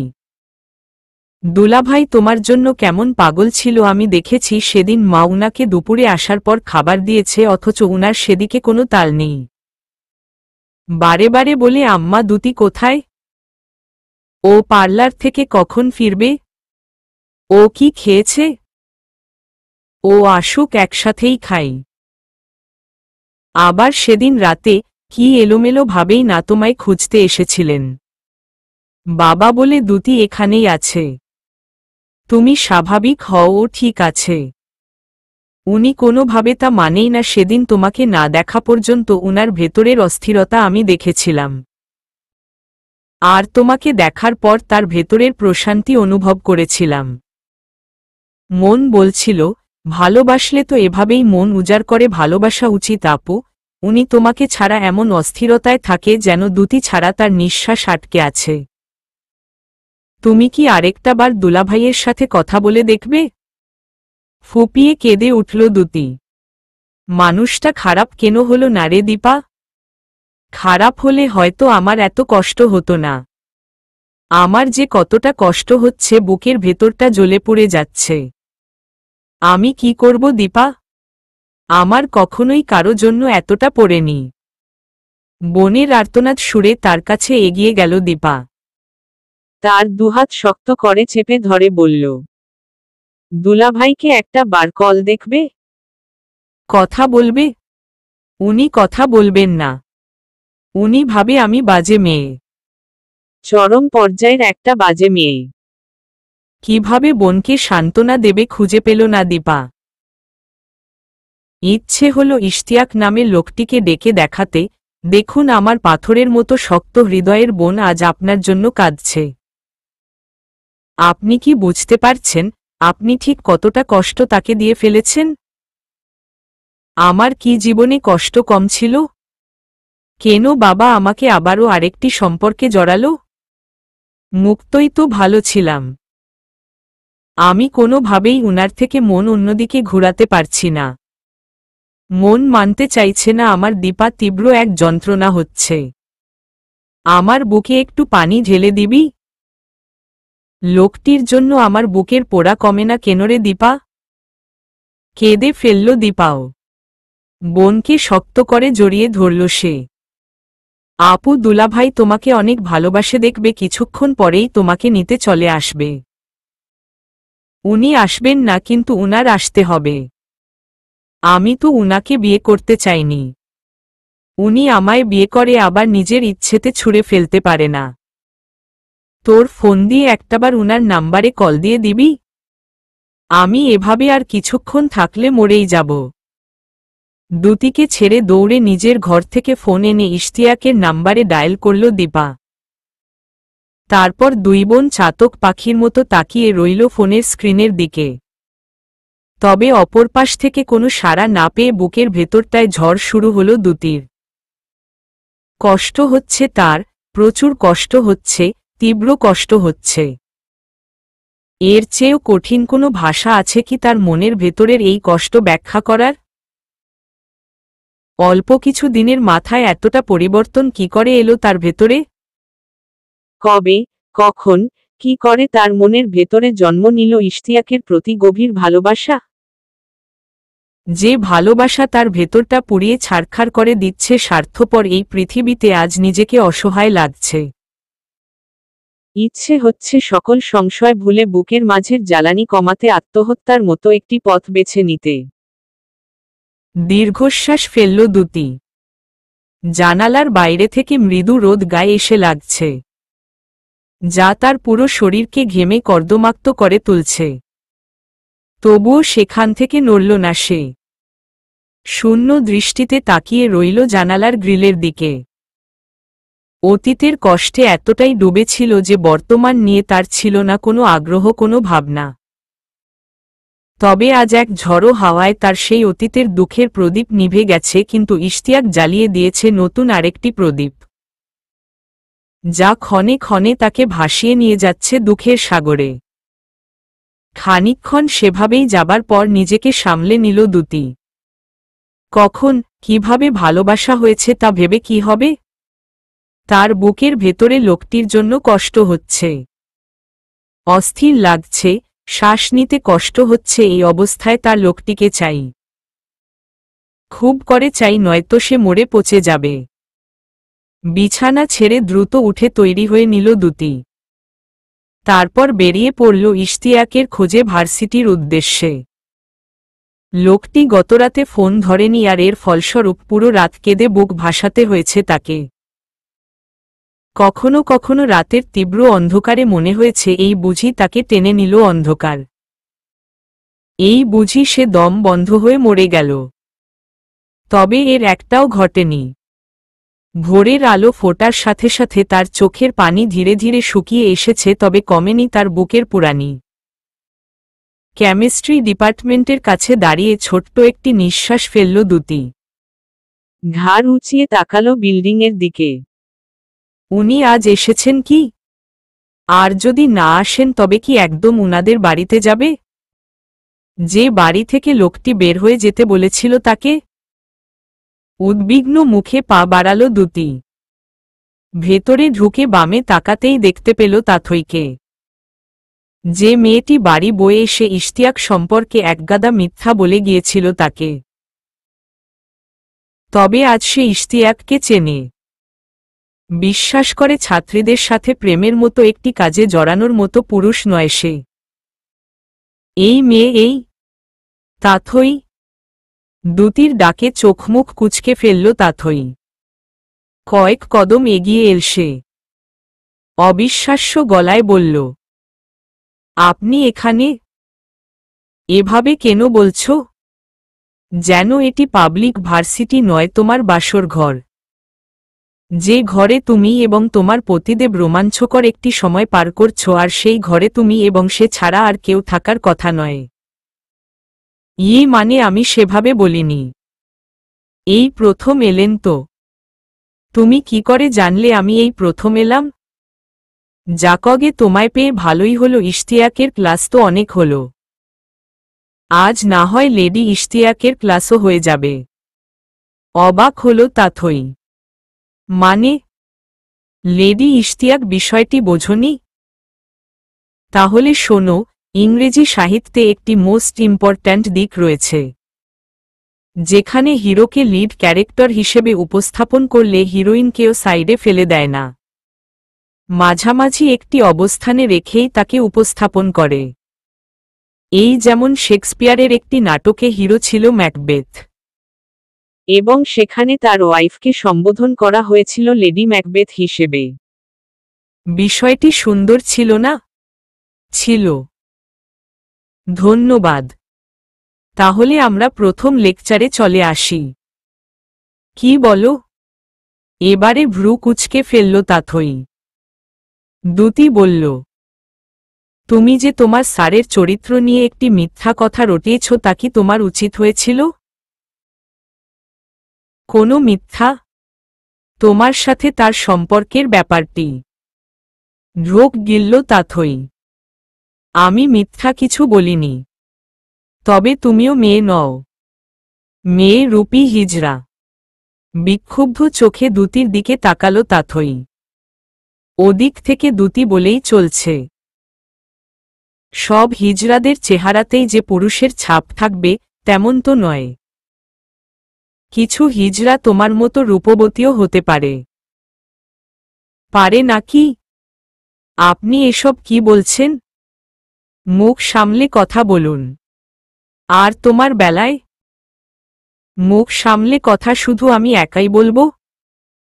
ভার্সিটিতে এসে খুব প্রেম পেলে সিনিয়র ভাইকে দেখো কিংবা সেই মেজ শিক্ষকের দিকে বাজে নজর কেন দাও? জানো না তারা বাবার মতো? আমার কি মনে হয় জানো? স্কুল, কলেজ, ভার্সিটিতে শিক্ষককে স্যার না ডেকে বাবা হিসেবে ডাকার প্রথা চালু করা। আর ম্যামকে মা, তাহলে দেখবে শিক্ষক এবং শিক্ষার্থীদের মাঝে যে গ্যাপটা আছে তা স্নেহে স্নেহে ভরে যাবে। আপনার মাথা ঠিক আছে? কি আবলতাবল বকছেন এসব? কেন খুকি? আমার কথা বুঝতে সমস্যা হচ্ছে তোমার? এখনো কি রাতে প্রস্রাবের চাপ ধরে রাখতে না পেরে বিছানা ভেজাও? কথা শেষ না করতেই দ্যুতির চোখ গেল খানিকটা দূর থেকে তাদের দিকেই এগিয়ে আসা ইশতিয়াকের দিকে। সাথেই সাথেই চোয়াল শক্ত হয়ে এল তার। বুকের ভেতরটা হু হু করে উঠল। ইশতিয়াকের আশা অবধি অপেক্ষা করে দ্যুতি তার উদ্দেশ্যে বলল, আপনি এখনই মিথ্যা বলার শাস্তিস্বরূপ এই মেয়ের গালে গুনে গুনে 4টি চড় মারবেন। মারুন বলছি। কি? ওভাবে তাকিয়ে আছেন কেন? আপনি মারবেন না? তাহলে আমিই মারছি। দ্রুত দ্যুতিকে টেনে কমন রুমে নিয়ে এল ইশতিয়াক। আশপাশটায় একবার নজর বুলিয়ে দরজা বন্ধ করে দিল। এই মেয়েকে দিয়ে সামান্যতম বিশ্বাস নেই মেয়েরাই দিতে পারে, সে তাথইয়ের গালে কষিয়ে দুচর। তুমি এখানে কেন এসেছ? আপনি দীপার ফোন ধরছিলেন না কেন? ঘুমিয়ে পড়েছিলাম। আমার ঘুম নষ্ট করে আপনি ঘুমোচ্ছিলেন? আপনি এতটা স্বার্থপর কিভাবে হতে পারলেন? বুকের ভেতরটায় উথালপাতাল শুরু হলো দ্যুতির। ইশতিয়াকের মুখোমুখি দাঁড়িয়ে তার হাত নিয়ে নিজের বুকে লাগাল সে। বুকের ভেতরটায় কি চলছে বুঝতে পারছেন? নাকি পারছেন না? না পারলে কি বুক চিরে দেখাবো কি পরিমাণ কষ্ট আপনি আমায় দিচ্ছেন? ঢোক চেপে দ্যুতির বুক থেকে হাত সরিয়ে নিল ইশতিয়াক। ক্ষীণ স্বরে বলল, তুমি চলে যাও দ্যুতি। এখান থেকেও বের করে দিচ্ছেন? কাল তো আবার বলবেন রাজশাহী ছেড়ে বেরিয়ে যাও, পরশু দেশ ছেড়ে, তরশু এই পৃথিবী ছাড়ার কথা বলবেন, কিন্তু কোথায় যাব আমি? আমার যে আপনার ব্যবহারে কষ্ট হয় আপনি তা বোঝেন না? তোমার ব্যবহারেও একসময় আমি কষ্ট পেয়েছি, আমার পরিবার কষ্ট পেয়েছে। আমি সেগুলোর জন্য অনুতপ্ত। তুমি চলে যাও দ্যুতি। খানিকটা এগিয়ে এল দ্যুতি। ইশতিয়াকের শরীরের সাথে নিজের শরীর মিশিয়ে ফেলল সে। আমি আজ গেলে আর কখনোই ফিরব না, কখনোই না। নীরব হয়ে পড়ল ইশতিয়াক। খানিকক্ষণ ইশতিয়াকের মুখের দিকে তাকিয়ে থাকার পর দুহাতে তার মুখ আঁকড়ে ধরে চোখের পাতা বুঝল দ্যুতি। তার গালে ঠোঁটের স্পর্শ এঁকে দিতেই পুরো শরীর অবশ হয়ে পড়ল ইশতিয়াকের। দ্যুতি, তুমি কেন গেলে সেদিন? কেন তুমি মার মৃত্যুর কারণ হলে? মনে মনে আওড়াল ইশতিয়াক। ইশতিয়াককে নীরব থাকতে দেখে নিজের সর্বশক্তি দিয়ে তাকে জড়িয়ে ধরল দ্যুতি। তার বুকে মাথা রেখে বলল, রবীন্দ্রসঙ্গীতের মতো এই স্পর্শটিও আমার কাছে স্বর্গীয় তুল্য, যা আমার পুরো শরীরে জোয়ার এনে দেয়, যাকে আমার বেঁধে রাখতে ইচ্ছে হয় বুকের ভেতরের মণিকোঠায়। দ্যুতির কথা উপেক্ষা করে ইশতিয়াক বলল, দ্যুতি ছাড়ো, এটা ভার্সিটি। তাহলে বলুন, আপনি আমার কথা শুনবেন, আমাকে বুঝবেন। আমি আমার সিদ্ধান্ত নিয়ে ফেলেছি। আমাদের দুজনের জীবনের সিদ্ধান্ত আপনি একা কি করে নিলেন? তুমি যেভাবে আমাদের বিবাহিত জীবনের শুরুতে আমাদের সম্পর্ক নিয়ে একা সিদ্ধান্ত নিয়েছিলে। ছটফটিয়ে উঠল দ্যুতি। আপনি এক কথা বারবার কেন বলছেন? আপনি তো এমন ছিলেন না, আপনি সবসময় বলতেন, তর্ক করে মানুষ জিততে চাইলে জিততে দাও না। সেই আপনিই আজ আমার সাথে তর্কের খেলায় নেমেছেন? তুমি আমায় ছাড়ো দ্যুতি। ছেড়ে দিলাম, একেবারে ছেড়ে দিলাম। কাল রাতে আমাকে বের করে রুমে মৌমিকে নিয়ে এসেছিলেন না? ও খুব মজা দেয়। খুব। বিবাহিত জীবনের এতদিন পার হবার পরও বউয়ের শরীরের স্বাদ না পাওয়ায় আপনার আর এই বউকে দরকার নেই না? হ্যাঁ, আর দরকার নেই। স্থির গলায় ইশতিয়াক জবাব দিতেই তার কলার চেপে ধরল দ্যুতি। আপনি জঘন্য একটা মানুষ। আমার ক্লাস আছে। চোখজোড়া ভিজে উঠল দ্যুতির। মেঝেতে পড়ে থাকা ভ্যানিটি ব্যাগ উঠিয়ে কাঁধে চাপিয়ে সে ধরা গলায় বলল, আমি আজ যদি চলে যাই, তাহলে আর কখনোই ফিরব না। যাব আমি? যাও। চলবে।